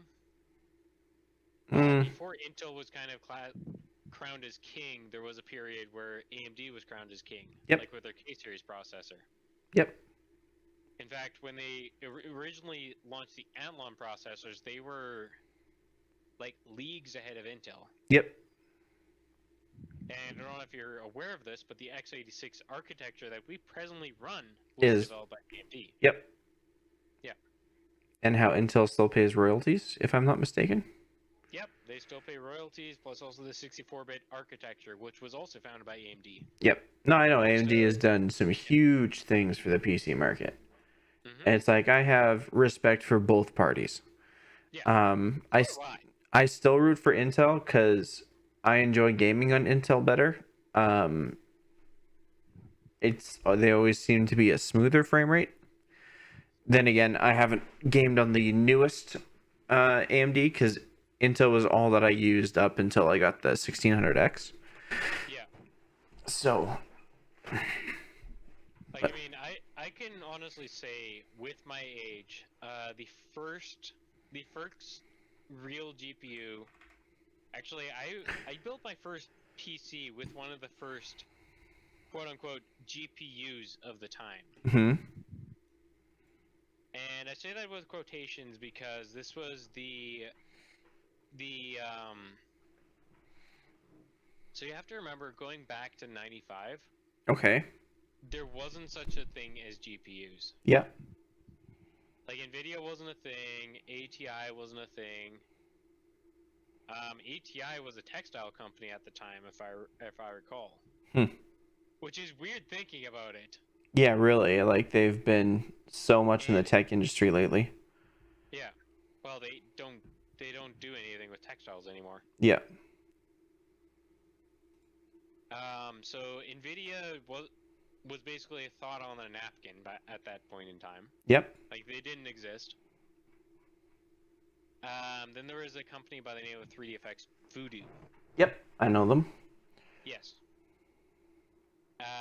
So they launched their first 3D accelerator. Then NVIDIA came on board about a year later. Mm-hmm. I can't remember the exact GPU that they launched. Somebody's probably going to point that out. And say that... Because I remember they had to do a big presentation with Mythbusters. So this was probably going around 2000... Because Mythbusters originally started in 2008. So this was probably 2009 that I actually had to do that presentation. Okay. And I was actually scripting an episode to talk about GPUs that wanted to contain that actual, live event that they did. Okay. Talking about the olden days, how graphics were CPU driven. Yep. And a lot of people think that the first console to actually have anything that's modern day equivalent to a GPU was the NES. This isn't quite the case. Okay. See, technically speaking, there is 2 chips in the NES. Mm-hmm. And there's also 2 separate chips in the Super NES. Okay. But in the NES, you have the CPU, which is basically responsible for everything related to what's on screen. Mm-hmm. What actually happens within the game engine. Okay. And also input controls. Okay. And also, I should say, audio as well. This is a very big thing. Now, there is a separate chip called the PPU. Now, its only job is to basically take that image that's processed by the CPU Mm-hmm. and then put it on screen. That's its only job. Okay. The SNES does actually have a separate audio chip, which was developed by Sony. And this is actually their first entry into the video game market. Okay. So the weird thing is that the SNES, in some weird way, they got a Sony audio professional to design the audio chip for it, and I don't know entirely the whole way it was done, but Nintendo didn't have to pay royalties for the Sony designed chip. Interesting. Yeah. Because that's kind of how the whole Sony PlayStation, now 2 words, originally started. Yep. Is Sony wanted to kind of take their own cut in the video game industry. Mm-hmm. And we all kind of know what happens with that. Nintendo backfires and decides to go with Philips, and then we get 3 unlicensed games, which are absolute crap on the Philips CDI. Sony's like, well, we have nothing to lose, let's launch the PS1, and the rest is kind of history. The first actual console to feature a GPU was the Sega Saturn, to what we would consider what a modern-day GPU is. Interesting, like designated graphics. Yeah. That's all it's supposed to be. Interesting. Like, a lot of people actually say the Atari Jaguar was also one of these potential candidates, but I don't consider it a GPU, as they're technically 2 32-bit CPUs. It's not a definitive GPU, as technically speaking, one takes care of half the screen, the other takes care of half the screen, and none of them are deficiently a GPU. It's not like what you'd think of a GPU, where it actually takes care of filling up the screen. Yeah. But mind you, when we're talking about PC terms, at the time, our quote-unquote GPUs of the time were more graphics accelerators. Mm-hmm. They weren't so CPU did majority of the rendering tasks. Yep. Just the fact that the GPU would, kind of throttle it. Okay. Because a lot of the stuff the GPU takes care of nowadays. Yep. Was still handled by the CPU. Okay. Like, back in the day, the GPUs, even the 3D ones, were still capable of mapping out in 2D. and then the CPU would actually take care of the 3D masking and whatnot. Hmm.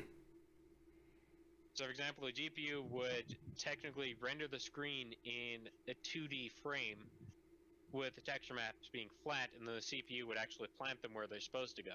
Interesting. Yeah. As opposed to nowadays, the GPU takes care of about 98% of what happens on screen. Yep.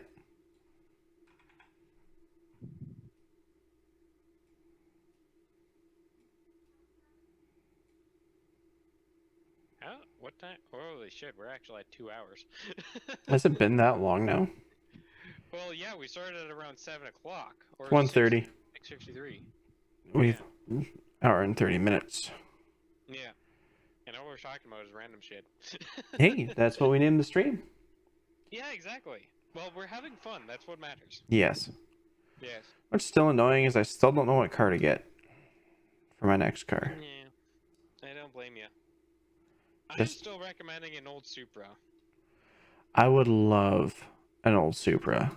I would I want a love. 1986. I want a 1986 manual 4-speed.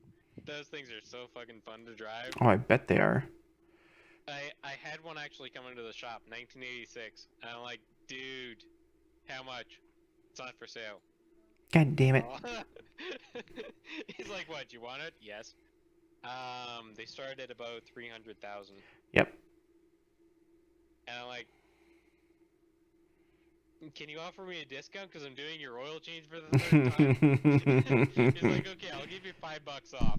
I'm like, oh, come on. Yeah. Because here's the thing I like about the Supras. They have a really good ride. Hmm. Like, mind you, not having a license, I can only drive in the parking lot. Yep. But from what I hear, they have a really nice ride, and they're really, really easy to fix. Like, I mean, the actual Toyota-built Supras. Yep. I wouldn't mind having one of 89 vintage. Okay. But they didn't make one in 89. Okay. So 86 would actually be the closest that I can get from it. Mm-hmm. Because the next closest that I can get would be 82. Okay. Because they did make the Supra until 92 again. Yep. Which I guess would kind of be a year where my wife was born, so that's one option that I can look at it. Options. Always having options. Yeah. But 89 is the year that I was born, so it's like, I would love to have an 89, but that doesn't exist. 93s all the time. Like, there's a 93. There's a 93. You youngins. I know, right? I get all the fun cars. Yeah, and you also get some of the best BMWs.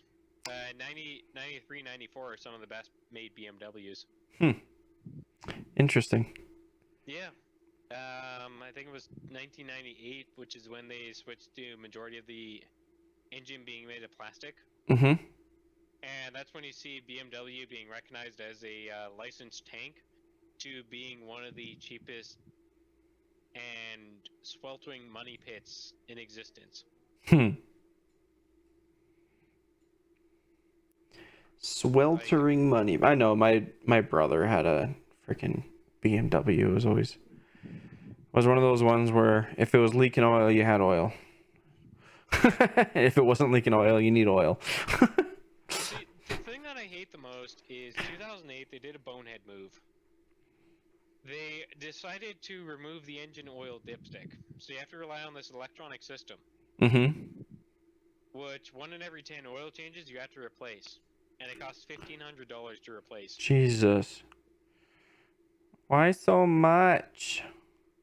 Because you basically have to pull the engine out, split it from the transmission, and then about halfway up your engine, you have to remove an electrical wire. Too much. Too much. It just like, okay, I understand this as a secondary system, Yep. like some of the new Toyotas have. Mm-hmm. But not as a primary. Yes. Like, not as the only factor. Mm-hmm. Like, some of the new Toyotas, they basically have a system that'll pop up, hey, your oil is low, please fill it Yep. with this oil, because people only trust what they see on a screen. Yep. I like how Subaru does it. They just do it off of mileage instead of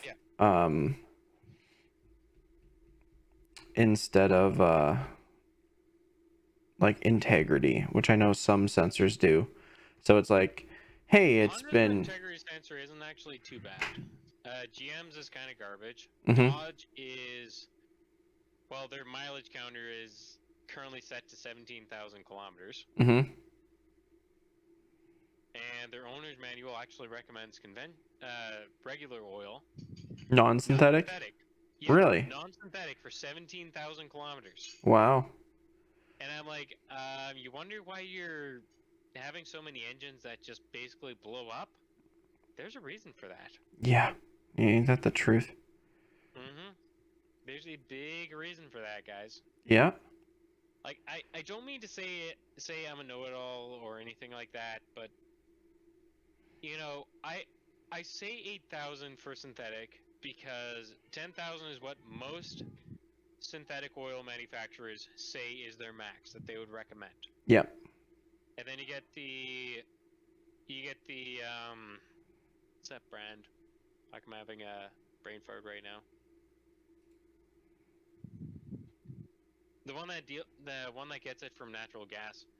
They say 20,000 on that oil, and there's also Mobil 1 Extended Life, which also says 20,000. But we're looking at almost $80 for a 5-liter jug. This is kind of expensive oil. Regular synthetic, though, we're talking about 10,000 being their expectancy. Yep. By the oil manufacturers. Yep. Everybody's like, oh, why do they always like synthetic always say like 100,000 kilometers? It's like, what? Why?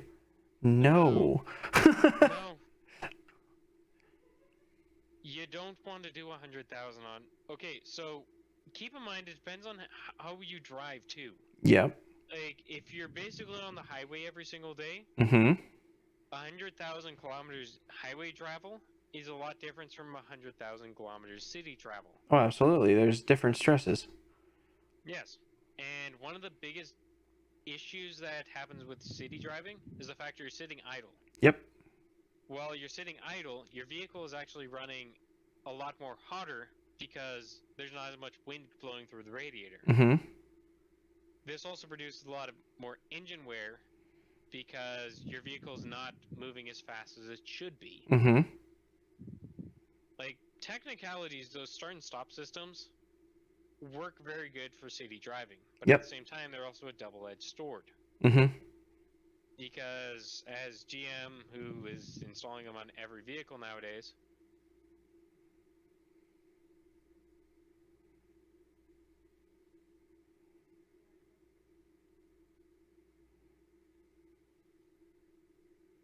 hang on. Yep. So the issues that GM keeps on running into is the cylinders that actually shut off in the process are generally ones that end up having a lot of engine wear. Okay.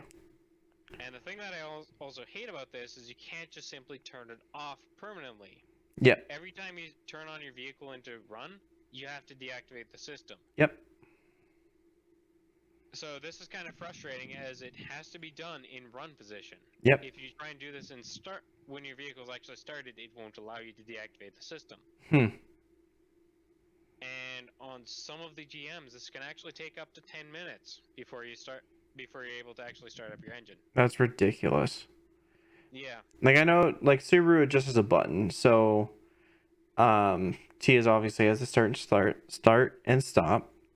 Mm-hmm. And if she doesn't want it on that until the engine is turned, like, till you shut the car off, she just presses a button, and it won't turn back on until you, like I said, you restart the car.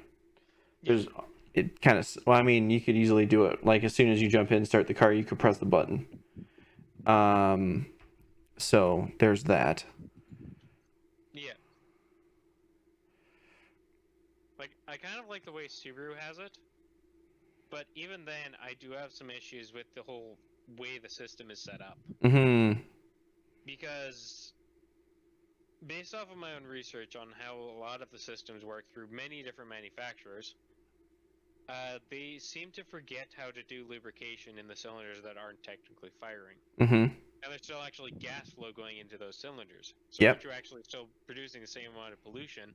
In fact, even more if gas is still flowing to those cylinders. Yep. And that's something Subaru, I know, has actually been kind of, you know what, maybe this wasn't a good idea. Mm-hmm. Which I have to give Subaru some credit on the factor of realizing that it wasn't a good idea. Yep. Like, I can understand it in the city or whatever. Like, if you completely shut off your engine, like, I can understand it. So, stop-go traffic. I understand. But another issue is that, you know, the start and stop of an engine. No, it's huge wear and tear. Where you end up having the most amount of wear. Yep. And that's one of the reasons why a lot of Asian vehicles recommend very thin oils. Mm-hmm. For example, 020, 016. Toyota's going to start using 08 in 2022s. Interesting. I never knew that. Yeah. Honda and Toyota already use them both in Japan. But 08 is basically a very, very thin oil. It actually doesn't have any color. It looks like water. Interesting. Yeah. Interesting. The more you know, right? Yeah, it's a very thin oil. But that's the thing. It's a very thin oil, and it's designed to get into very small nooks and crannies very quickly. Mm-hmm. As opposed to back in the day, take for example 1540. 1540 can sometimes take upwards of 5 minutes to actually get to the top of the engine. Ridiculous. Yeah. I'm sure with that 8 or whatever, it would just get up there just as fast as water would with a regular pump. Pretty much. Like, I remember my godfather's old tractor. The thing ran 4080. Mm-hmm. It would take a full 15 minutes for it to actually get from the oil pan, which, by the way, was about 30 liters of oil, Okay. to the very top of the cams. It would take 15 minutes. Jesus. You wouldn't want to put any... Engine, and you basically hear this diesel engine just clanging like no tomorrow. Yep. Like, it's loud, it's clear, you can hear it for a mile and a half away. That's ridiculous. And 15 minutes later, it actually shuts up finally. Jeez. Yeah. Yeah, like, I'm just sitting, I'm like, I don't know what car I want. Do I want to go back to Subaru with the release of their new body style that I'm not sure if I like? Nice. I'm on the fence. I don't like their taillights. I don't like the plastic fenders that they have on it. Like, I want to see, like, I want to see what the actual STI, because they'll change the body a little bit on the STI. Yeah. But, like, I want to see what the actual STI looks like. The WRX, like, they upped the power a little bit. They changed the transmission. Like, they switched up the front end a little bit. And I like the front end. I don't like the back end. What I find funny is in the past they were always, you know, mad at Mazda for joining with Ford. Mm-hmm. And then it's like you look at the STI version of 2022, Mm-hmm. and they use a Mazda transmission. Let that sink in a little bit. Yeah, that's kind of weird. I mean, whatever. Like, if they feel like that's the best performance or whatever, so be it. Like most manufacturers have actually gone down in quality, but Mazda is kind of one of those that has actually gone up, mostly because of, you know, their partnership with Toyota has really been paying off. Because Toyota's shared them a lot of particular techniques that have benefited Toyota a hell of a lot. Like, for example, one of the things that Toyota and Honda both take into practice is anybody can basically stop the line at any point in time. if they spot an issue. That makes sense. As opposed to Ford, well, generally speaking, so many things get by the technicians because nobody can actually stop the line. And this is where we end up running into big, massive TSPs, which is a commonplace right now for American manufacturers. Yeah. For something as simple as a seatbelt, which they've been doing since the 1970s. Or the V-belt system, which we know nowadays as basically the seatbelt system since 1984. Yep. Like I say, 1984, guys, is how long we've been installing the same seatbelt system in our vehicles. Yeah. And yet American manufacturers can't seem to build those right. Come on, American manufacturers. Yeah. Step up your game. But at the same time, Ford had to fire all of their employees that were building vehicles, and they took a lot of the salespeople to start building vehicles. That's just a stupid. Well, GM also did that too, and Chrysler decided to fire everybody, move their operations to Italy. Yep. If one thing is certain with Italian building vehicles, and I don't mean anything against Italians in this particular stream, but Italian-made vehicles generally don't have a very big lifespan. Okay. Fiats are generally, their typical lifespan is around 30,000 kilometers. Really? Yeah, that's what their expected lifespan is. Interesting. Yeah. Once you hit about 30,000, that's considered very old for a Fiat. As most of the vehicle is basically falling apart. I remember one we had pulling into the shop, she was at 32,000 kilometers, the transmission was literally about to give out.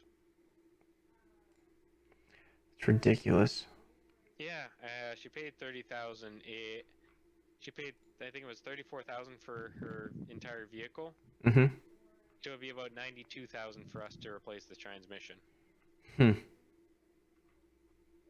all of the engine work that we have to do to sync up the transmission, the engine, it's not just simply a bolt and replace. That's ridiculous. Yeah. Like, that is another thing that I do like about Subaru is take a 93 STI. Be like, I'm going to put a 6-speed transmission inside of this thing from a 2019 STI. It bolts up. So one thing I like about Toyota and Honda as well is, those vehicles have a long of longevity in their lifespan. It's not like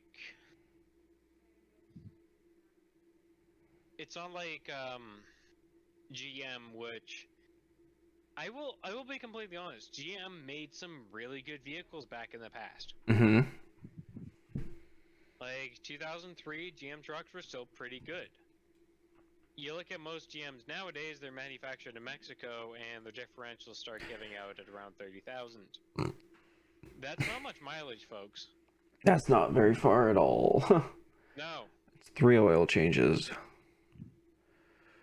Like, my personal favorite was this one guy that he's at 60,000. He does do a lot of heavy hauling.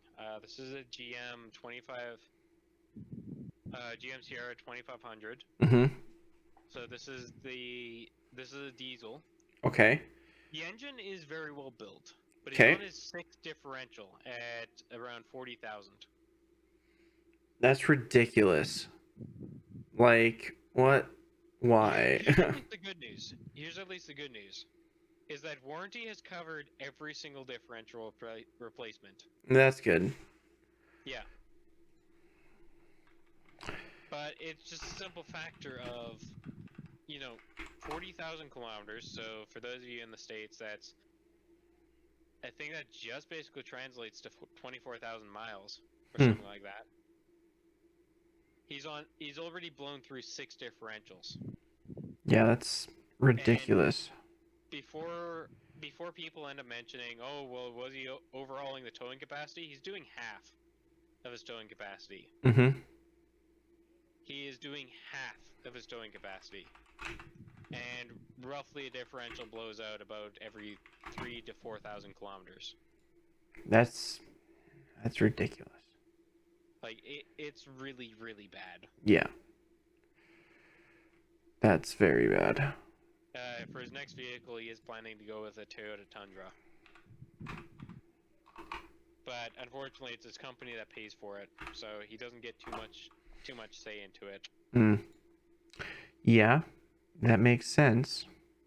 Because that's one thing that Toyota Tundras tend to have is they tend to have a pretty high price tag. Mm-hmm.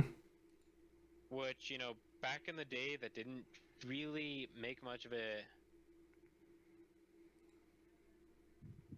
That really wasn't justified, but nowadays, you know, Toyota makes some really bulletproof trucks. They are gas hogs, but they make some really, really good trucks.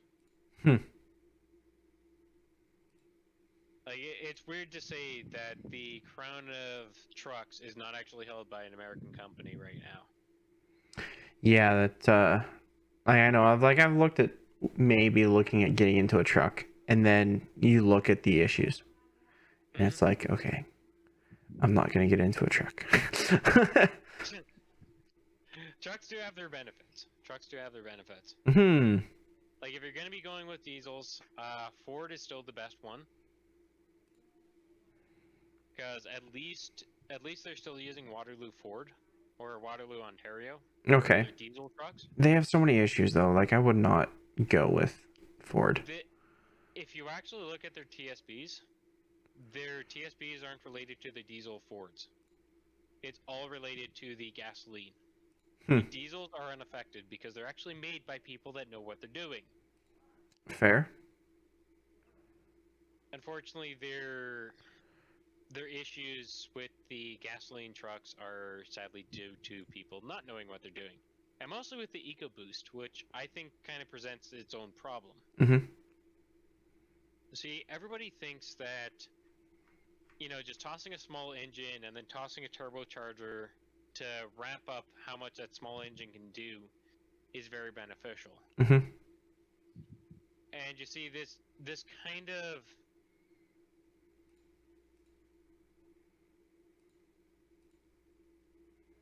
Well, this kind of sounds good in theory. I don't think it is as good as practice. Okay. And the reason why I say this is because when you think about it in theory, you're not actually looking at real world operation.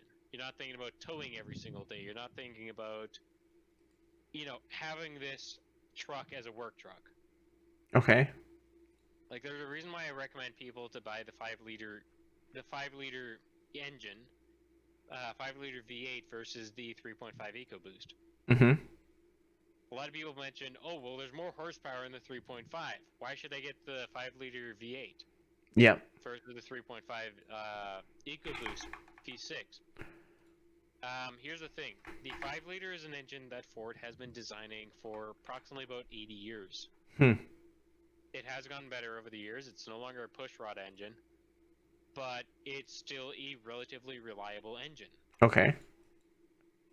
But the 3.5-liter V6 engine, which is an EcoBoost, basically has 2 turbochargers which are known to fail. Mm-hmm. And the 3.5-liter engine is not strong enough to pull a truck by itself. You have those turbochargers fail, you're fucked. You're beyond fucked. Fair enough. Forget adding any extra weight. You are not going to be able to tow the weight of the truck by itself with the 3.5. And now they're talking about a 1.5 EcoBoost engine in a truck, and I'm like, oh my god, this is gonna be insane. Be ridiculous. Like, don't get me wrong, fuel economy is gonna be great as long as you're not towing. Yeah. And you know, you might be able to tow with turbochargers, but as soon as you end up losing your turbochargers, the sheer weight of the truck will be way too much for this tiny engine to end up pulling. Yeah. Like, the 1.4 liter engine that currently runs in the Escapes are known to be weak without their turbochargers. They can barely pull the weight of the Escape. Yeah. Like I know That's like half the weight. you had to do a changeover on one, didn't you, a while back? Yeah. We decided not to. Because the turbocharger gave out, and Ford was the only person we can actually get it from. They wanted $12,000 for a brand new turbocharger. Yeah, that's ridiculous. And I'm like, okay, well, how much if we were to do it through you guys? Well, we start at 17,000, and it goes up from there. I'm like, okay. Not happening. Get a RAV4. Yeah. Yeah. And he's like, well, no, it's now been about a year and a half later, and I'm like, so how do you like your RAV4? He's like, I can actually tow things. I don't need to worry about a turbo blowing out. Yeah. You see that, again, going back to Subaru, you see that they increased the towing capacity of the new Forester? Yeah. So they almost doubled it, actually. So that... Well, the weird thing is, technically speaking, I know a lot of people mentioned to me in the past, is the towing capacities are different in North America than they are in Europe, and there's a couple of reasons for this. First off, European towing capacities are a bit different because of the way that they calculate horsepower. Yep. And it's also based off of the metric system, as opposed to towing capacity here, despite Canada being metric, the horsepower is still technically created via the standard version of horsepower. Yeah. And towing capacity is also dictated based off of that horsepower number. Yep. So this is how you can get essentially the same vehicle build, but two different towing capacities. Yep, that makes sense. And technicalities, if you really wanted to push it, you can actually pull a lot more than that. Mm-hmm. As one of my uncles has demonstrated numerous times. I remember he had a Silverado. I can't remember the exact towing capacity, but he was pulling roughly double for almost 7 years straight. This is like a 93 Silverado. Regular 5.3 liter engine.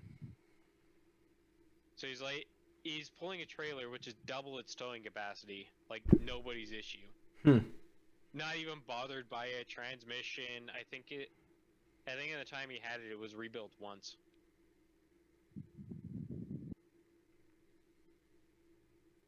And it's like no grinding, nothing. It was just worked. like, yeah, it's just like, yeah, well, this is just what I'm gonna do every day. Okay, whatever. Yeah, I mean, if they're bulletproof and solid, then you're laughing, Yeah. right? So, it's just like how you were talking. I'm like, I would love to go out and buy a Corvette. I would. The new ones, downright sexy. They look beautiful. They're downright sexy. You're saying that the 8-speed transmission from Tremec, I think that's how you pronounce their name, is garbage. Yep. And it's like, okay, well, maybe go to Allison and get them to do something for me, like, but like, I just wish. I would love to buy that car and then just overhaul it, because I love the body. It's probably the cheapest supercar body that you could probably buy in all probably. Honestly, though, if it were me, I'd probably ship the transmission off to Precision Transmission. Precision? You wouldn't ship it to like Allison or something? No, because Allison has made a couple faulty transmissions in their diesels. Oh, really? That's not good. Yeah.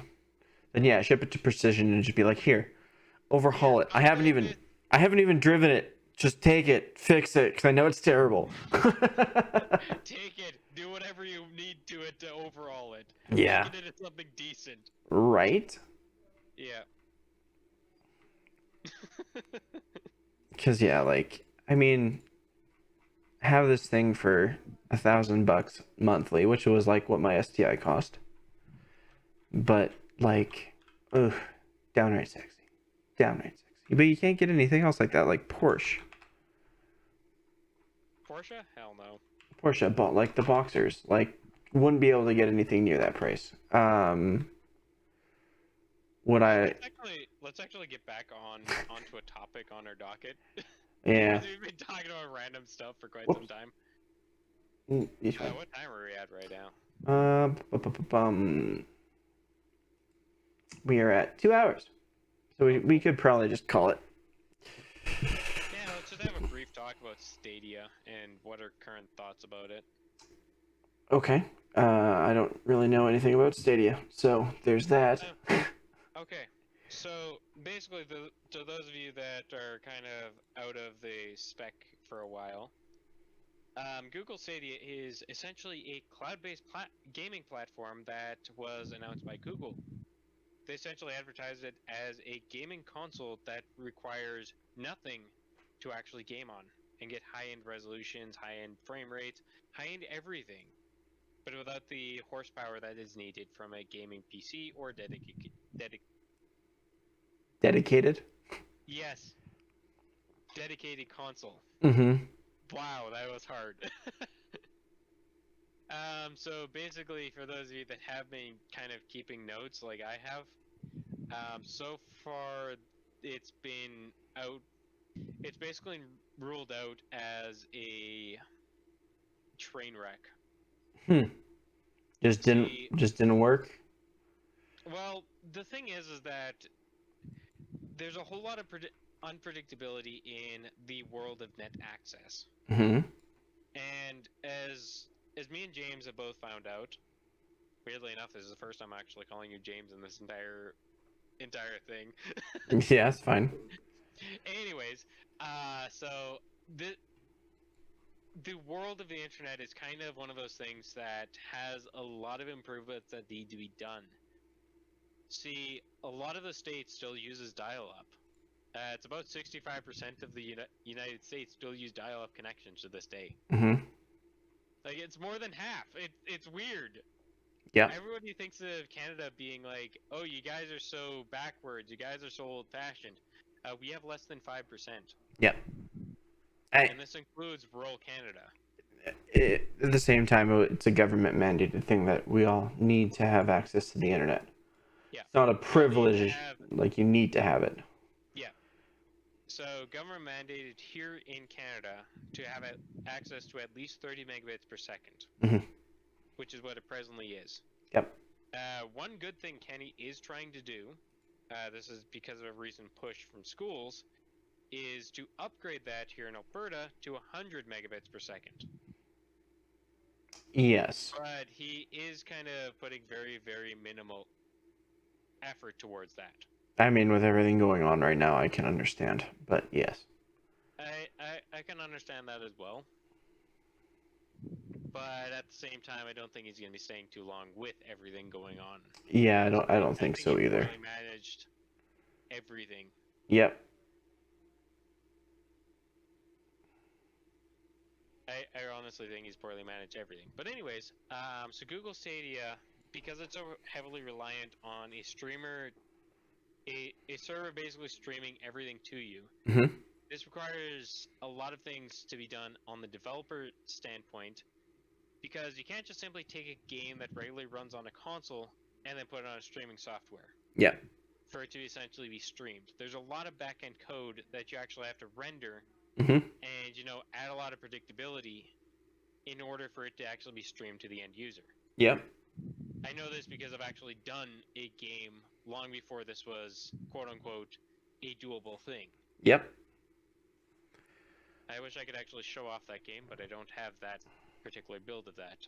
That is with a former friend of mine who left me and I had to fight my lawsuit. Yeah. That was hard. Oh, I bet. He has the most completed build of Blazehard. Yeah, it'd be fun. It would be cool to get that from him one of these days. Somehow. Yeah, I refuse to talk to him. He wants to be a co-owner of Cruxious, though. Yeah, no. Yeah, you basically left me to pay about $750,000 by myself.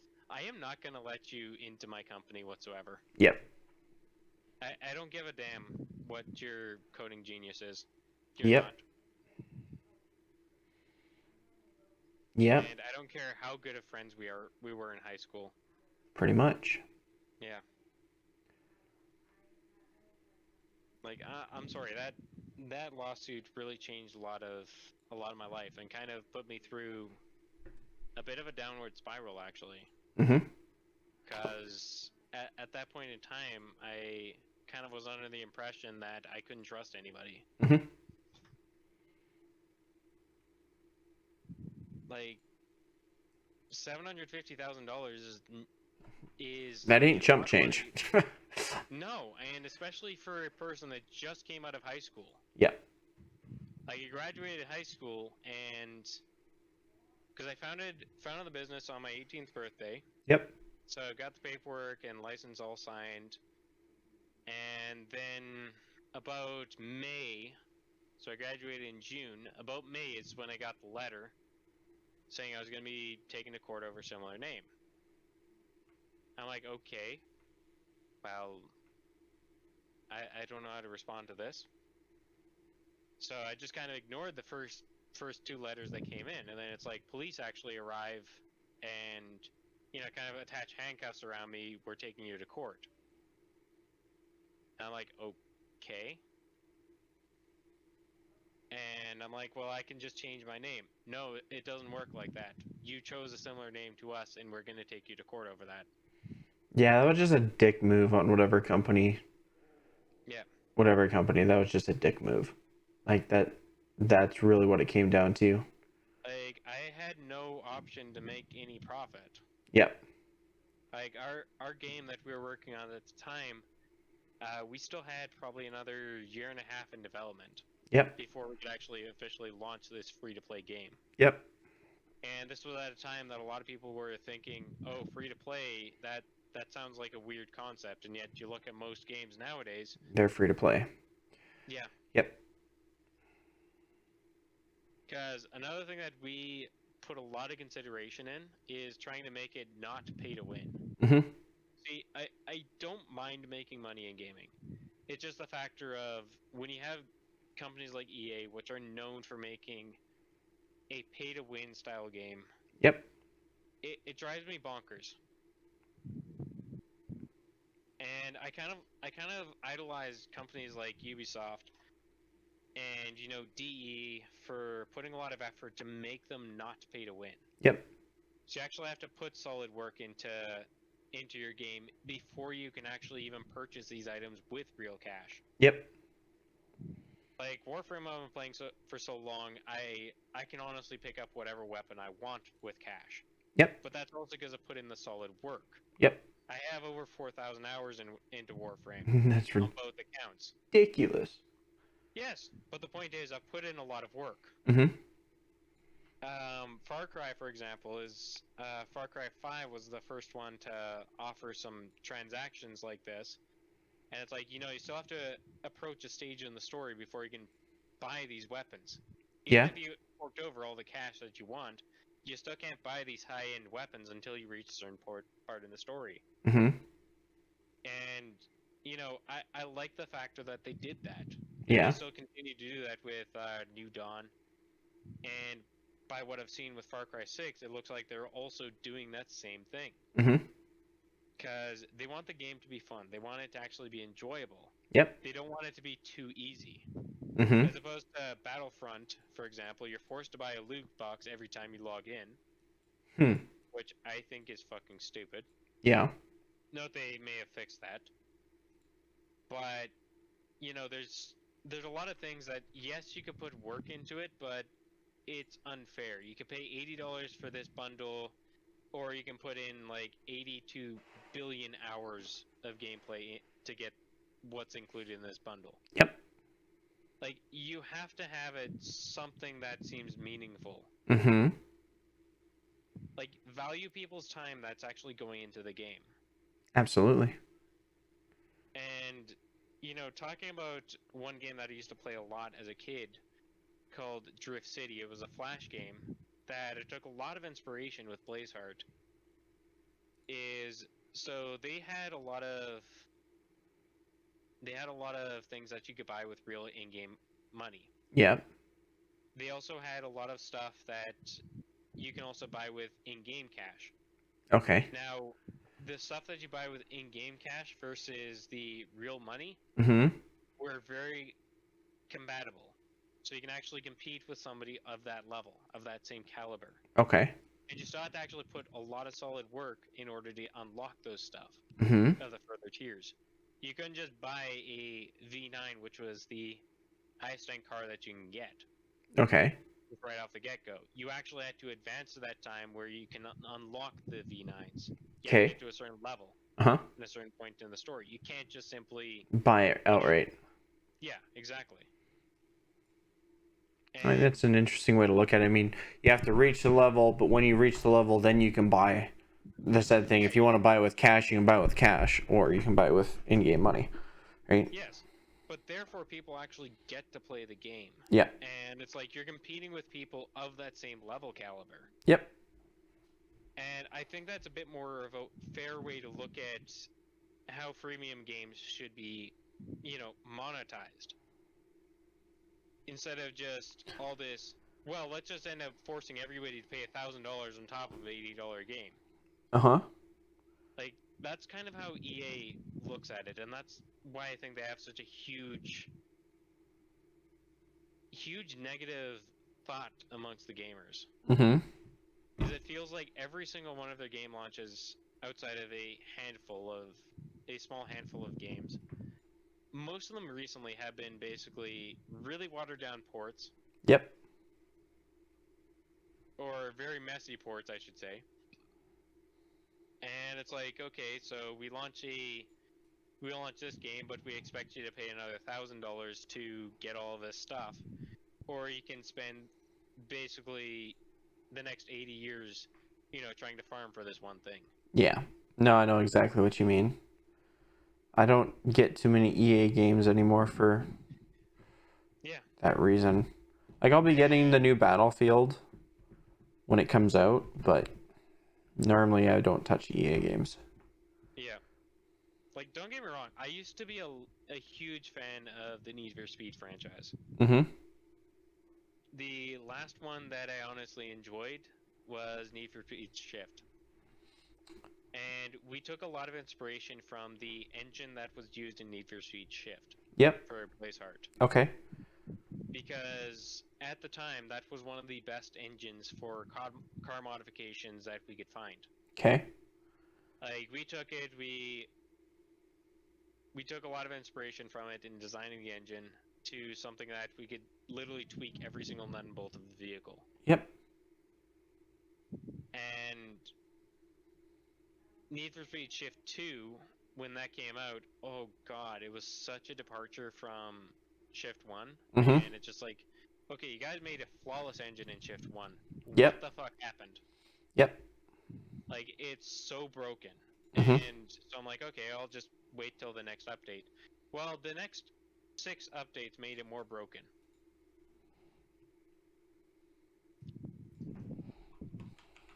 And I'm just sitting there like, okay, wow. I didn't think that was a thing. And then they decide to release Need for Speed Most Wanted, the quote-unquote remastered Most Wanted. And I'm like, ooh, this sounds like fun. I enjoyed Most Wanted on GameCube, Xbox, and PS2. Yep. That was a great game. Except, Need for Speed Most Wanted 2018 was... You remember Most Wanted, the storyline, the cars, the factor of actually owning and customizing all of these? Well, we threw all of that out. Now you can drive whatever the fuck you want, and there's challenges to actually, quote-unquote, earn these cars temporarily. Ridiculous. And I'm just like, wow. You guys really killed yourselves there. Yep. And it's like, yeah, I do own kind of a lot of the EA Need for Speed games on Steam right now. Mm-hmm. But that's because I bought them for $6 a piece. Yep. Like, I have the run. I have Need for Speed Carbon, which was weirdly enough made for PC. Mm-hmm. I also have Need for Speed Most Wanted 2018. Once again, it was on Steam for $6. Yeah, you can get a lot of those for super, super cheap. And I'm like, okay, $6 is too much for those games. Way too much for those games. There was nothing to Especially them. most wanted 2018. Really? So there was just nothing to them? Yeah. Yeah, I have one. I Well, think the I got run it at for least free. has Need for Speed. The run actually has a bit of a storyline. Okay. But if you actually want to play a modern, street racing game, I would say Ubisoft's The Crew is a lot better. A hell of a lot more better. Yeah, I think I got The Crew for free actually on the Xbox. I could be wrong. I got it for free as well because I pre-ordered Assassin's Creed Unity. Mm-hmm. And That could be how I got it. Ubisoft realized they made a huge mistake. They should have held back the game, so they decided anybody that pre-ordered the game, regardless of your pack, we're going to give you a free gold version of our game That's awesome. out of this list. And I chose The Crew. Mm-hmm. I do not regret that. That game, weirdly enough, that game was only made by 3 people. Really? Yeah, the first Crew was made by a team of 3 people. Interesting. With The Crew 2, they expanded it up to 16 people, which I think they did another tremendous job. They did a really good job.